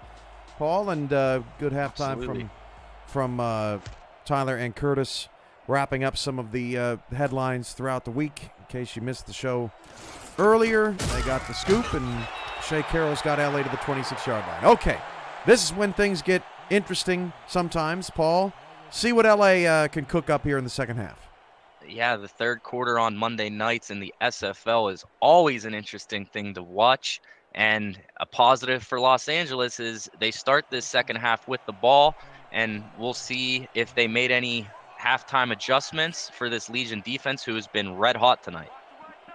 1.8 yards per play as Vancouver loads 9 in the box. They'll flip it outside for a 2-yard pickup. That's Victor Creed getting some more love after that not-so-great play on 3rd and 2 earlier. A 2-yard gain to set up 2nd and 8. And the third, if you're LA, you got to move the chains before you get to third down, because they have been detrimental all night for them. And you just got to be able to move the chains, which the Lycans have struggled to do tonight. Jack had to get back inside, picks up 2. So run here to start 3rd and 6. There's a look at Jack's numbers. To your point, 2 for 7 on 3rd down for LA. When they get into 3rd down, it's essentially the end of their drive a lot of times here tonight. They got to think about this as a 2-down second half. And look for Sully Richardson to maybe take some more deep shots to just dropped it. Yeah, not there. Jack Flash is just pounded. Didn't catch a number on the defense, but that pass is knocked away. I don't want to say Farnsey right away. Let's take a look at who came up and made that hit on Jack Flash. That was Zach Lay coming over, and we've seen Zach Lay, Mark Lopez. They've been all over. Flash over the middle. Slants doesn't get it done. LA's got a punt again. Zach Lay just absolutely leveling Jack Flash there on that one. And after a halftime ice bath from Amelia Grace, we're going to see her first appearance in the second half early.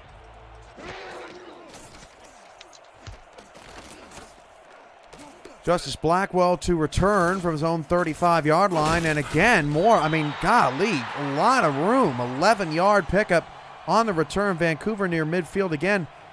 You know, Sully only has 1 pick. LA has not necessarily, been sloppy with the football tonight, but they just don't have any juice. Yeah, the big thing is LA just hasn't been able to generate a good enough drive to help put points on the board, whereas Vancouver has been giving all of the opportunities and have been coming through on every drive. Well, until then, that is picked off. That is the first turnover for Vancouver, and Rochelle Colston gives this defense some new life, defending a pass intended for BK12. It's a great interception from Colston to give this Lycans team a little spark. It's kind of the first bit of energy we've seen from LA tonight. And the offense, if the defense is going to help you out, the offense has to be able to back it up and help the defense out as well. All right, Los Angeles gets some momentum from their defense. Sully's going to throw on first down out to Jack, and Jack only picks up 1 man. Earl Fields the 4th with his 6th solo tackle that leads all players. Will set up a 2nd and 9. And as far as Rochelle Colston goes, had an interception last week as well. already are getting one in this second half here to give the Lycans a spark, Cam. Jack on 2nd and 9 will pick up 7 to the outside, so that'll bring up 3rd down and 2. It's Logan Jack's 15th carry of the ball game. Los Angeles, in terms of forcing turnovers this season, that's their 20th takeaway. They're top 10 in the league. They actually only had 18 all of last season, so they've improved on that mark. Wow. Season 17, they had 40, the second most in the league, and so they're still a far cry away from where their defense was a couple seasons ago. Nice job, though, by Sully to run around in the pocket and find Jack Flash for a first down to the Vancouver 42. And already in this second half, getting a first down, I only need 2 more to amount to the amount that they had in the first half. And as you mentioned, dating back to season 17, 40 turnovers, a few away from where they were, but to have 40 turnovers and you're second in the league, wow, Cam.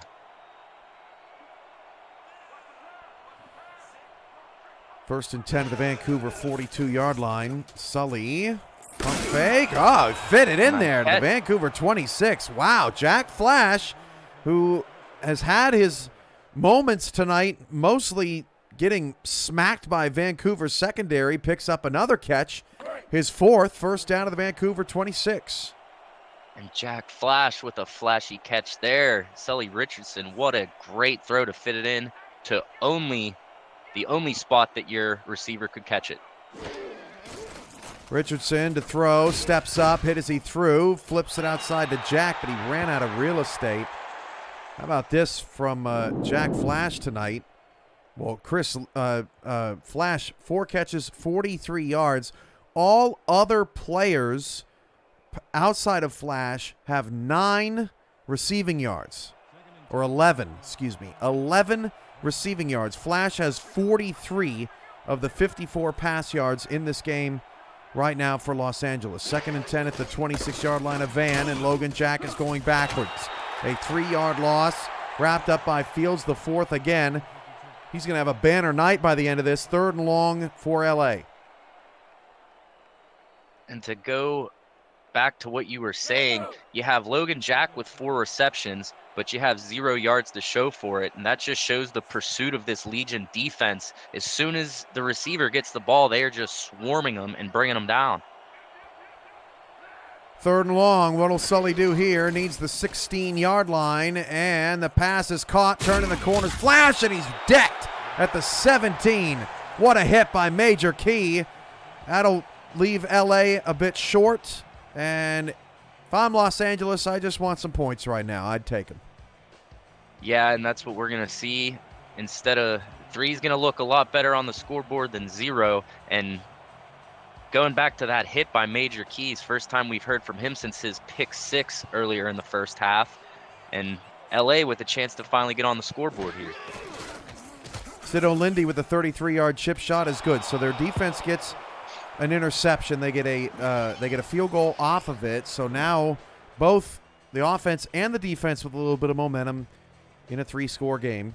And they'll kick it deep to Vancouver, where the Legion have not been as successful on long drives tonight. They're scoring drives this evening, 48 yards, 34 yards, 52 yards, all on one pass, and 9 yards for their offense. So the longest drive that was a drive, 48 yards away.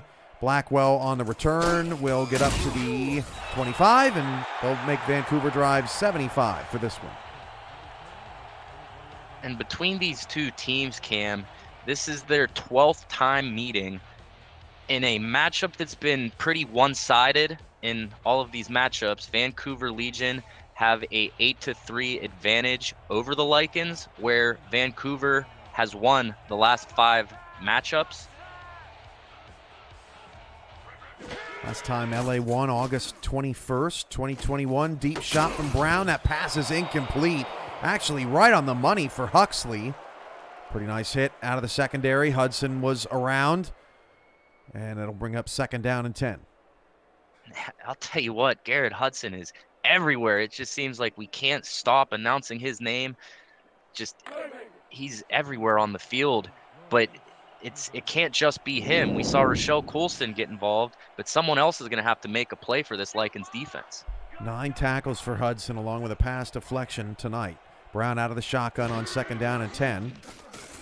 Brown will fire near side, and Curtis keeps the feet inbounds for a pickup of 8 yards to set up a 3rd and 2. Money down. Yeah, the money down. We talked about it on the pregame special, where 3rd downs, Vancouver just the best in the league, whereas the Lycans we've seen so far tonight struggle on 3rd downs, the 3rd worst in the league. But we saw last drive they finally started to get some momentum going and move the chains a few times. Hand off to Sawyer Stern, the fullback, and he doesn't get it. Stern had that nice burst at the end of the first half, picked up 18 yards on 4 carries, but Los Angeles manages to force a punt, and the defense has definitely made their adjustments in the second half. See if LA can manage to put more than 3 on the board this time. There's still a 1/4 left to play, Cam, so you just got to take it slow and steady if you're LA and just try to decrease this deficit from 20 points to hopefully as little as they can. 5:23 to go in the 3rd quarter. This is the end of Week 10. Week 11 will be kicking off on Saturday with another 6-pack of games, starting with London and Alamo City, which is a spicy matchup. Alamo City 5-4 with a late bye this season, going up against 5-3 London. As Richardson's pass is caught, 1st down, the Vancouver 47. Hello, LZ Pryor, the first target of the game for Pryor. Moves the chains. And what a great one to get your first attempt on. LZ Pryor helping move the chains for the Lycans, 20 yards. And Sully Richardson may have made his halftime adjustments, as we've seen pretty close to as many yards from him in this 3rd quarter as we saw all in the first half. 1st down, hand off to Jack, and Jack immediately pushed backwards. This defensive front for Vancouver, so underrated, loss of 2. And they're just all over Logan Jack. Only allowing 55 rushing yards a game this season. Jack has 33 on the night, and the Legion defense is right on pace with their average. 2nd and 12. Richardson going to throw. Richardson going deep, and he laid into it and threw it right to Drew Hamilton. Pass picked off, 2nd of the night for Sully. Vancouver will brush off that potential comeback attempt, try and put it away. And R43 hitting the grass there, but a great interception there. And when your defense is playing as well as you have been tonight, another interception like that to get your 2nd on the game, to get the better of Sully Richardson for just the 2nd time while you have a 20-point lead, it's just a great feat for this Legion defense. From Curtis back at studios, Sully 6 of 6 to start the second half before that interception as Brown goes over to Killian. He's got a first down to the LA 49. Back to the Saturday slate coming up March 25th. Canton's going to have to figure out how to stop Fort Worth. Minnesota takes on Tulsa in that huge battle in the Central. Motor City goes to Houston as the Headhunters try and make it 4 in a row to get back to 500. Seattle's at Portland. Big game for both those teams, playoff chances. And then perhaps the biggest game of the day, 9:15, as Redford is breaking through tackles. Redford, one to beat, and outruns him. Touchdown. That may be all she wrote. Yeah, and Robert Redford, all-time the 2nd leading running back in SFL history, just doing what he does for the 10th time this season, getting a rushing touchdown and just burning defenders with nothing but grass in front of him. 49 yards from Robert Redford. Previously, Redford had just 25 on the night on his first 10 carries. What a time to erupt for 49. And if a 20-point lead wasn't enough for Vancouver, I'm sure they will be thrilled with a 27-point lead.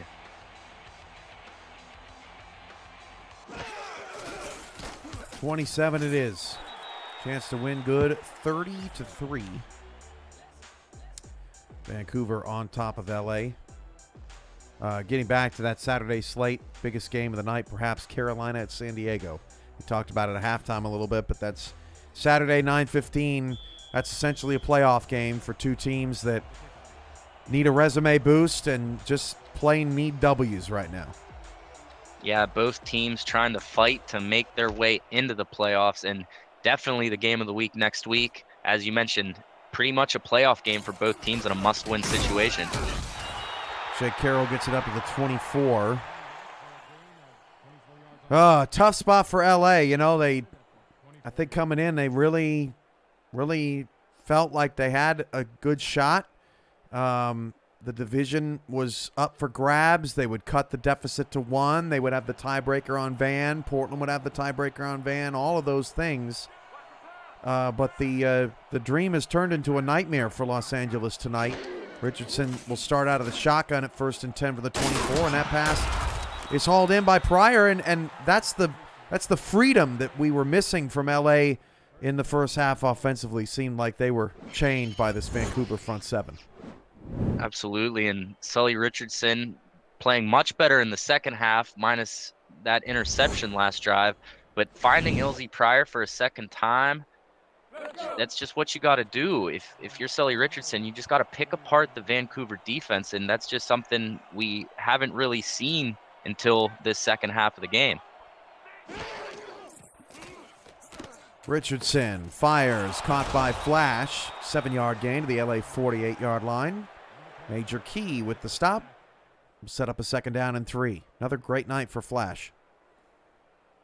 Yeah, one of the leading tight ends in the league, having a great season.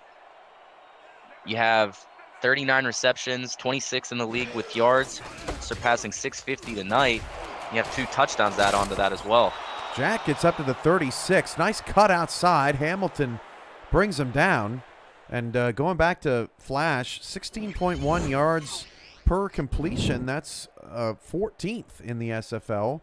The only player in this game that is better in that category is Chris Curtis. He's 7th, but just 0.7 yards of a difference. So, Flash has been the deep threat. Elzy Pryor averaging 14, Lee 15, Carroll 14. Just haven't found. Carroll, surprisingly, just 18 catches on the season this year for Los Angeles. 1st and 10 to the 36 off the Logan Jack run, and Gerald Judas Sessi gets in the face of Richardson to force an incompletion. 2nd and 10. And as far as this Lycans offense goes, you have Logan Jack, 3rd in the league with 184 carries headed into tonight, but he is 26th in the league, only averaging 3.7 yards a carry. And Sully Richardson's having kind of middle of the pack season, so maybe it's the game planning of the Lycans, as we're seeing tonight, where Logan Jack's been struggling so far. Jack gets it outside and picks up 4 to set up a 3rd down and 6. Los Angeles tonight, updated 3rd down numbers. They are 3 for 10. Vancouver, not their usual selves, though. They're 3 for 9. That hasn't been the problem for Los Angeles, but offensively it has been. 3rd and 6, coming up at the 32-yard line of Vancouver. Richardson out of the shotgun with a 4-2 defense facing. They rush 4. Richardson going deep. That pass is intercepted. Ball picked off at the 6-yard line by Major Key. He's having himself a night. Key with already a touchdown, gets his 2nd pick of the night, and Vancouver will start with the ball on their own 13-yard line. That's just another one for Major Key, just getting it done, getting the ball back for his team. I like the idea from Sully Richardson to try and air it out and try to find Ilzy Pryor deep in the end zone, but when you have a player like Major Key guarding team's #1 receivers, it's definitely a tough thing to do to score on Major Key. And with his 2nd one of the night, great game from him so far. Trips off the left side for Brown. He'll fire opposite way to James Walters. Walters breaks a tackle, picks up 17 on the catch. I love what Eddie Gage did on This Week in the SFL. Paul, he credited Carolina, credited his opponent for the job that they did with their backup quarterback out. And, you know, I love seeing that sportsmanship out of teams. Huge credit to Vancouver here tonight. They have got this team scouted and figured out. This is the first meeting with Los Angeles this season, so they likely had not seen much of LA on film before this week, but they've been all over it. Los Angeles, who has hung 74 points up in the last couple of weeks, has just been totally blanketed tonight as Brown's pass is caught again to the 43-yard line, and a late hit will tack on 15 more. That is some frustration out of the Lycans. Yeah, and to go back to what you were saying, putting up 78 points in the last few weeks, getting 2 wins, and to come out tonight and only put 3 on the board, it's been a while since the Lycans have only put up 3 points in a game on the road. The last time they did that was January 20th of 2019, dating back to season 12. And guess against who, Cam? LA? Yeah, LA lost or put up 3 points. I'm sorry, I'm looking at home, at Vancouver Legion. Vancouver held them to 3 points back in 2019, where Vancouver put up 38. And I'll tell you what, tonight is looking somewhat similar to that game. Out to Redford, and Redford picks up 5. Mike St. Green in the chat saying, can games be flexed yet? Yes, they can. In fact, we were talking about that on pregame, where we have flexed out Denver and Vegas in Week 12, Atlanta and Indy in that slot. Week 13, Canton and Queen City, they will be flexed out for a matchup TBD. And we kept this one. We kept Arizona and Baltimore next week. So we used our 2 wisely. Thought LA was going to give us a run here on a 2-game winning streak, but that has just not transpired tonight. And what we've seen so far tonight, Cam, is just this Vancouver offense doing whatever they want against this Lycans defense, and the Vancouver defense just absolutely shutting down the Lycans, and that's led to a 30-3 lead for the Vancouver Legion, with a 3rd and 5 here, chance to possibly increase this lead a little bit more. 3rd and 5 for Vancouver. 23 seconds to go in the third. Bunch to the left for Brown. Brown going to throw. Deep drop. Brown going for it. All wide open. Justice Blackwell. Pour it on. Vancouver in command of the Pacific Division. And with the battle of the Blackwells, it's looking like there's justice to be had for Justice in the Legion. Just no defense there, flying by the coverage and increasing the lead just a little bit more. Largest margin of victory in this series, as you were mentioning, Paul, as my brain was slowly dying apparently, was 35, so we're almost there. 37-3. Vancouver couple points away from that. An identical score. It's been tough winning in Vancouver for Los Angeles as well, and that's something to note. LA has never won in this building. They are 0-6 all time, and it's been kind of a mystery for Vancouver. 1-3 at home this season. Very uncharacteristic. They only had 17 home losses in 11 seasons in this building, and so they were in desperate need of some home cooking tonight, and boy, have they gotten it. Absolutely.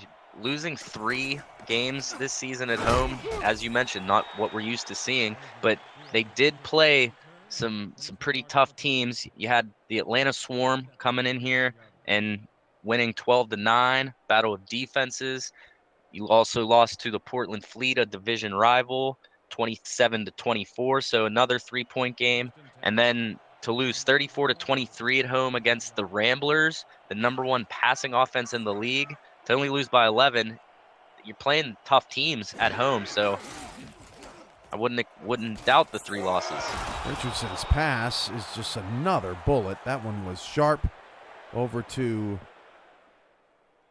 get out of the way. Chris Lee, thank you. Couldn't see the number there, but Lee runs a perfect route. Nice job for LA to move the chains. That's the end of the third for Los Angeles.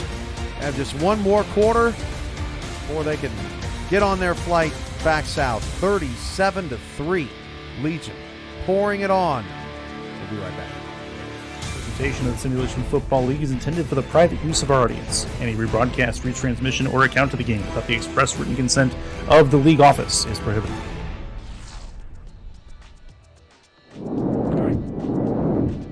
Alongside Ron Haynes, who filled in the stat truck tonight. We appreciate Ron very much for doing that.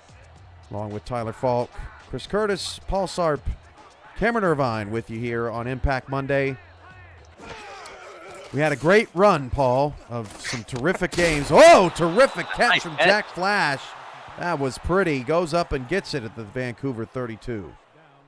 Yeah, and a great string of games the last 2 weeks on Impact Monday. A little bit of a blowout here, just a little bit, though. And going back to that last catch of the third quarter, Chris Lee finally getting his first reception on the night for 21 yards after 4 targets. Just a little too late to the party for Chris Lee. Flash now 85 yards on the night. Jack dropped it.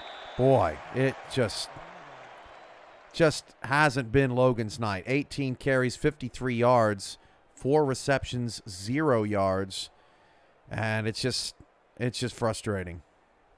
Yeah, that dropped pass there was just it's like the story of the night for the Lycans. Just little things like that. They just can't all be on the same page, and it's just a credit to this Legion defense who has been swarming all over the Lycans since the opening kickoff, Cam. Out to Jack, tackle for loss of 1. And who hauled down Jack? I think that was Farnsey, but anyway, 3rd and 11 for Los Angeles. Brings us back to 3rd down. They are 3 of 11.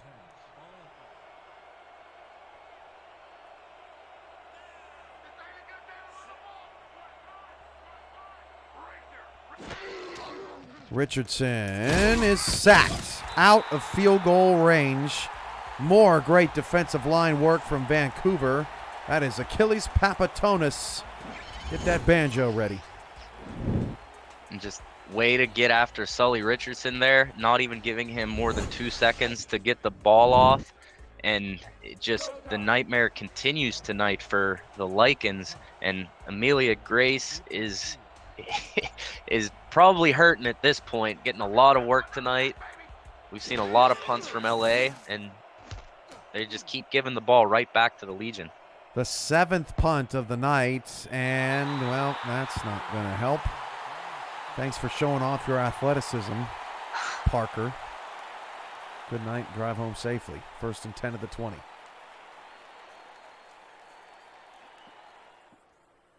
Christian Brown? Go ahead, Paul. LA had the chance to really just shake the Pacific Division up, but Vancouver showing why they've been dominating the Pacific for as long as they have. Brown 20 for 29 for 237 tonight. Quarterback rating just over 100. That pass was actually bothered in the backfield by pressure on Christian. But I think Vancouver at this point, 3 games left, they can finally sort of look towards conquering their next demons, which has been that second round of the playoffs. I think at this point, Vancouver just has to keep one eye open on Vancouver, but on Portland, but otherwise they can focus up on what's to come. They have a bye next week, so they'll get to enjoy that win and enjoy a winning record inside the top 12 as Brown's pass nearly picked off. Nice jump of the route there from Hacksaw. But after the bye, Vancouver will host Sioux Falls. That's always a stingy team. I have to see, okay, Sioux Falls is due for a win, right? They have a bye next week. Okay, so Sioux Falls will be trying to continue their pattern of win-loss this season against Vancouver. Then Vancouver's at Jacksonville in week 13.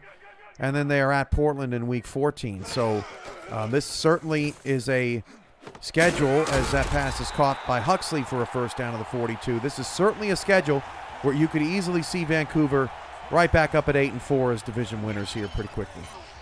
Yeah, and with another chance to get another playoff win to try to take that next step and make it to the SFL championship.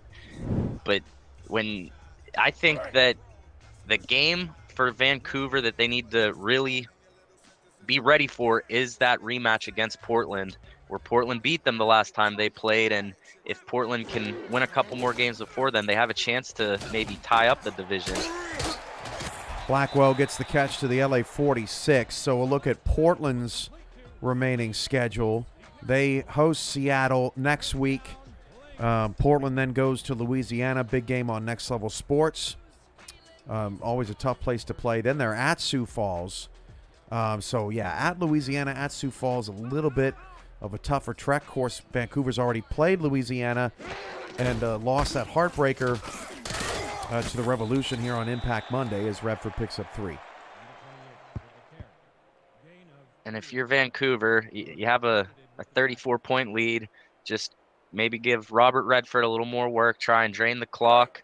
As far as if you're Vancouver, you have an extremely comfortable lead. And if you're the Lycans, you just got to – it's a battle of pride here at this point to try and make this a little bit less of a lead. Redford, first down and more, past the 30, actually to the 30. Blaze with the stop, 7:43 left to go. And Redford tonight approaching 100 yards on the ground, got 90. And so far in the second half, Cam, this Vancouver Legion offense has only had the ball for about 3 minutes, and the LA Lycans have had it for roughly 9. Just can't put points up with winning the battle of possession, and Vancouver, just the way that they've been playing tonight, LA has had no answer for them. Redford 25 yards on 10 carries in the first half. In the second half, he has had 65 yards on 4 carries. So a totally different identity for Vancouver on the ground in the second half, getting Robert Redford moving.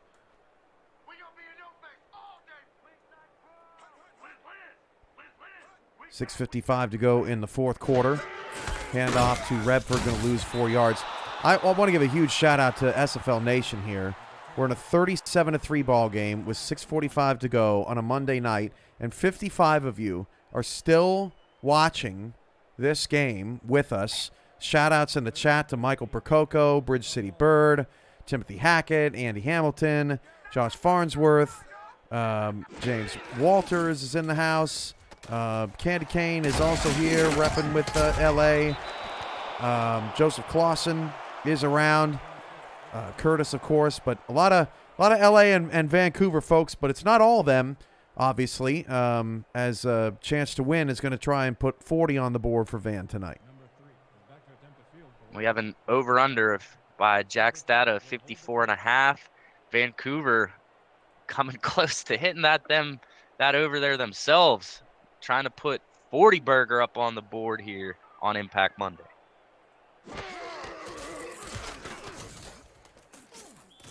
Chance to win's kick is good. 40-3. Vancouver on top. Vancouver has scored over 40 plenty of times in their history. Too many to count, which is impressive all on its own. It's the second time they've scored over 40 this season. It's the first time they've scored 40 here at home since July 17th, 2022. They topped Charleston 47-35.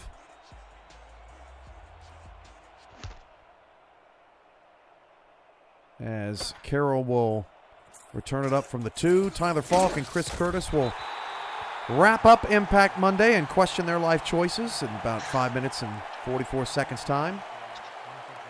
We're having to chill until the end. Make sure to support them before you leave the channel tonight.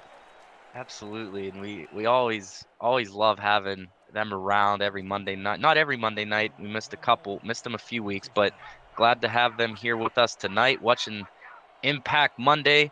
And what a spectacular this was for Vancouver, Cam. They think they're the Mannings. They don't have to show up every week. They get 4 weeks off or whatever. Yeah, they say, you know what? We're just not going to do it this week. You'll miss us more when we're gone. And that's true. We do. We do miss them very much. Of course, minus the Super Bowl rings and the charisma and the looks and everything else they have. They don't have a flat cap, so can't take that away from Tyler. Richardson deep, picked off. Boy, they just giving us gems, aren't they now at the late stages of this one? Returned up to the 42-yard line. Drew Hamilton, who's had a great night covering Logan Jack out of the backfield. He gets a pick of his own. Vancouver gets to run some more clock. A chance to run more clock and a chance to extend the lead and possibly set the record for biggest deficit in a game at home and most points scored at home. They may not be able to do it tonight. Back in season 15, they hosted the Arizona Scorpions, where they were able to win 49-21, setting the record for most points at home for Vancouver.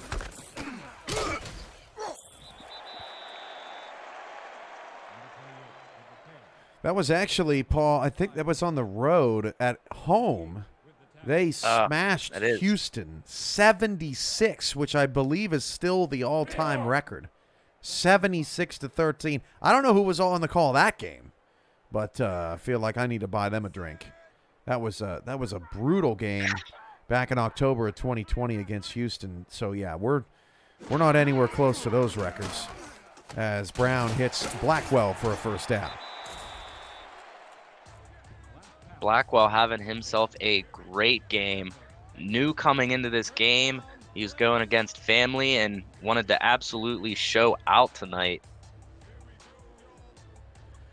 Meanwhile, Los Angeles is trying to avoid another 3-burger. That's the lowest they've scored in franchise history. That's happened twice, but it hasn't happened since season 14.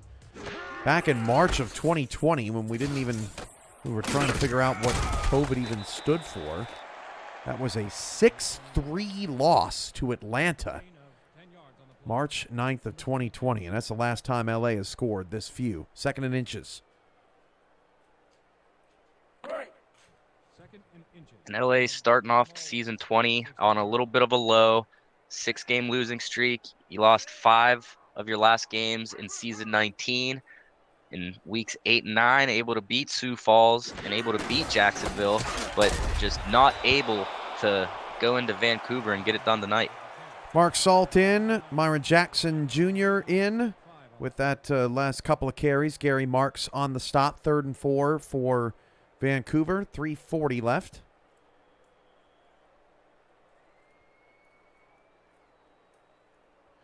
Of course, that other 3-point game, Paul, that 38-3 loss to Vancouver way back in season 12.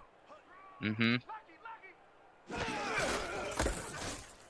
I don't know that Vancouver thinks of LA necessarily as a rivalry, but I know that LA sure does with Vancouver. They want to beat this team so bad, but it's just been tough sledding. Yeah, with how this game is going to end, that means that the LA Lycans are going to be 3-9 in the history of both of these teams and this matchup, where Vancouver has just been totally dominant. It's just Vancouver moving to 7-0 at home against the Lycans. I'm sure LA's pushing to go into Vancouver every single time and trying to get a win for their first one, but it's definitely a tough task to come into Vancouver and win a game.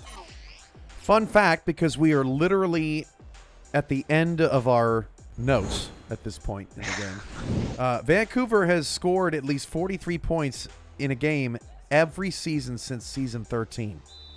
That is tough to do. 1, 2, 3, 4, 5, 6, 7, 8 seasons in a row. They have had a game where they've scored at least 43 points. Incredible.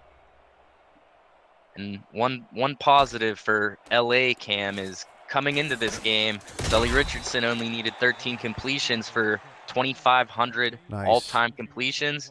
was able to get 17 tonight with a chance to get a few more, but congrats to Sully Richardson on the milestone in his career. Now, maybe we'll get this bonus in the postgame. I'm so desperate to keep you around for postgame. Curtis picked up a black cat. I could have sworn he stole the cat from Tyler's room because now they both have black cats apparently. So I don't know. Maybe both will make an appearance on postgame. Not really a cat guy, but hey, I'll do anything for entertainment at this point. It brings up 2nd and 3. And Richardson finding Pryor again for the 3rd time in this half. A very quiet first half from Pryor, but putting their 3rd catch on the board and on the stat sheet tonight just wasn't enough to help your team get a victory.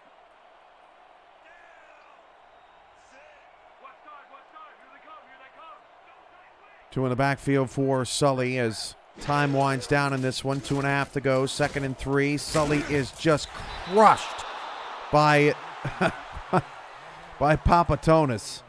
Oh, man, that was brutal, but he did complete the pass. First down to the LA 44-yard line. Richardson dumps it off. That's Creed. 4-yard gain.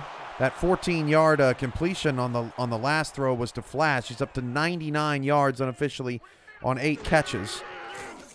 Richardson at the 2-minute bell nearly threw a pick, a diving effort from Vancouver. They're still hustling out there. 2-minute warning, 43-3. Vancouver brutally dismantling the Lycans' win streak tonight.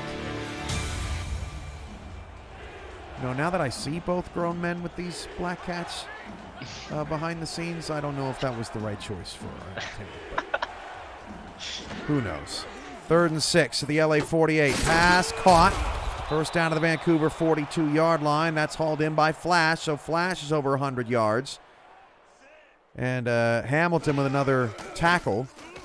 Richardson going deep. That pass is knocked away. That's Michael Lister sticking a paw up there. Lister had the block punt earlier tonight. Now he's swatting down passes. Vancouver can do no wrong. Yeah, shout-outs out to Michael Lister.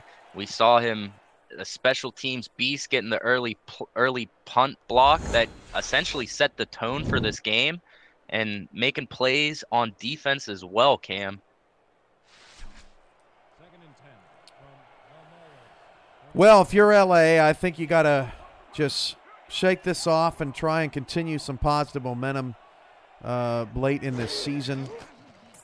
They'll have a bye to think about things coming up as Jack will step a toe out of bounds after a 2-yard pickup following the bye. They'll go to Florida. Winnable game there on the schedule. Florida having a bit of a down year. Then they host Indianapolis to try and play spoiler on the Ramblers before finally taking on Seattle in the last week of the season. All winnable games there for Los Angeles.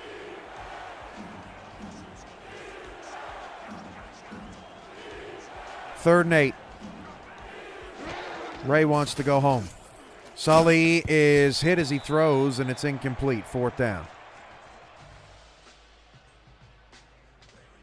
And we may see some knees to send us all home after a Impact Monday game between the Lycans and the Legion, where the Vancouver, just from the kickoff, has been all over the Lycans. We're going to see a 4th down from Sully Richardson. Richardson on 4th and 8. That pass is caught. That's LZ Pryor. Pryor takes a shoulder, and LA will stop the clock to try and get in the end zone and get this 3 off the board. Another fun fact tonight, 8 tackles for loss for Vancouver by 6 different players. So everybody getting into the mix in the backfield. But LA also has 6 tackles for loss, and they too have gotten those TFLs from 6 different players. And everyone on the field trying to make their impact on a Monday night in SFL. Just for the Lycans, just wasn't the time to make the right impact. Sully sacked for a loss of 7. That's Papatonis again. The nightmare continues. 2nd and 17. Sully's throw, caught, turning the corner, got the first down. 1st and goal at the 8. That's Chris Lee. Check that. Yep, I was right the first time. Chris Lee with the catch at the 8. Sully looking into the end zone. Touchdown, LZ Pryor. And LA avoids the 3-point record. And they'll get a touchdown in garbage time to make things look a little better. It looks a little better than 43-3. And if we'll see if they go for 2 here to make a little closer. Looks like we're going to see an extra point attempt with a chance to only make it a 33-point game. Vancouver's lowest mark in terms of points allowed at home still stands. It was this franchise, way back in season 12, so they won't be able to tack onto that. That extra point is good, 43-10. 59 seconds to go. Onside incoming. This is when if I'm a kicker, I'm just trying to bean somebody. Just take out the aggressiveness on a cranium. Fielded cleanly. First down, Vancouver at the 38. Clock hits zeros. We'll go right to Curtis and Tyler for their post-game final thoughts and wrap-up. We'll give you the player of the game on the back end as well, officially. Vancouver 5-4, and that means, Paul, that there's no teams with a winning record on the outside looking in because the division leaders taking their spot. Everybody in the top 12 will now have a winning record. Next week, Arizona-Baltimore. It's the championship rematch we've all been waiting for, and it has lived up to the billing. 2 of the top 3 seeds in the league right now. Arizona out for revenge. This isn't the one they want. They want the big one in the championship game, potentially, Paul, but this is a game that potentially could put the championship in Arizona for the first time. Yeah, and I'll tell you what, I cannot wait to see that one. We see the rematch of last season's championship, and who knows, Cam, they might be playing next week, and they may be seeing each other depending how the playoffs shape out again in the championship. So what a show that would be, to no matter what the result of the game is next week, to see both of these teams play a great game next week and then possibly see each other in the finals. One more kneel down and a likely punt from Vancouver because we're a glutton for punishment.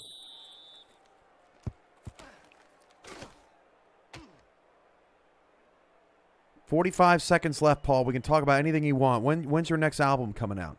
My next album, it's been a while. I've had a couple different times where I've thought about putting something out. So with you bringing it up here on the broadcast, I might have to jump on that a little sooner rather than later. And who knows, I might have one for everyone here in the next month or 2. You've been too busy hanging out with me. No time to produce a record. This is a tough job you've taken on for yourself. I'll tell you what, I'm glad I'm here. I appreciate you having me here still this long, Cam, and I just can't wait to see what is next for me within the SFL. Well, man, Paul, I sure hope that Baltimore, Arizona, first off, I don't know how that game ends 43-10. I just don't see it. I think our ratings are going to be in triple digits. I think people are really going to see if Arizona can take them out. They've done it before, and they almost did it in that championship game. That was a wild game. We'll get a chance to see, what they can do. And meanwhile, Atlanta's thinking we win either way, right? Atlanta and Vegas are thinking good, beat each other up. We'll go out and take care of our business. Thanks again to Ron Haynes for filling in the stat truck tonight. As that pass is hauled in by Carroll, and that is a wrap on this one. 43-10, your official final here from Kings Coast Stadium here in Vancouver, Canada.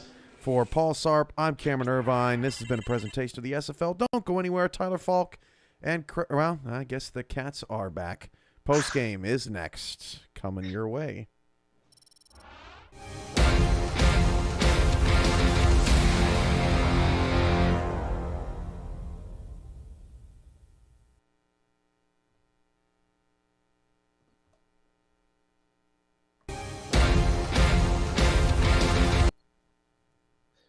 43-10, Vancouver takes care of business over LA at Canada Field alongside Tyler Falk and Buck.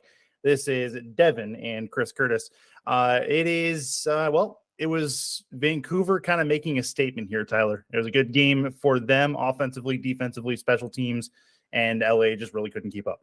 Just talk about yourself more there, Mr. Curtis. You and your guys completely dominated the LA Lycans tonight. And maybe I was foreshadowing some ill fate on LA when I read out the ad read wrong for this game yesterday. When I said that LA were struggling, not surging, and commentators early curse or post-game show early curse, but just it was good to see them get 10 points. It was good to see them get 10 points. Unfortunately, just couldn't put together, 43 points for Vancouver. Bye, Buck.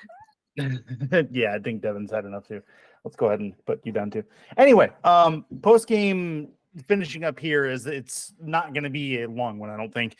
Not a ton to go over here. We saw essentially a home cooking performance from all three facets for Vancouver. LA was able to get some stats in towards the end. Sully had himself a bit of a rough day, and a lot of it had to do with pressure in his face, and the secondary made big plays. Now Vancouver goes and looks at a bye week, and they have a very doable schedule after that as they try to put a dominant stamp on this division. But they have to look in the rearview mirror. I can't mention to keep one eye on Portland. Portland not out of this yet. What can they do, and what's been their success so far in the in keeping in pace with this Vancouver Legion team? Well, that starts next week when they take on Seattle at home, which the Fleet should have, you'd think a good opportunity to do something against the nemesis, against a team that has been, quite okay for their second season in the league. They've got 2 wins in comparison to their first season where they only had 1 win. So that's always an improvement. Seattle's shocked a couple of teams. Most notably, they shocked LA and Jacksonville.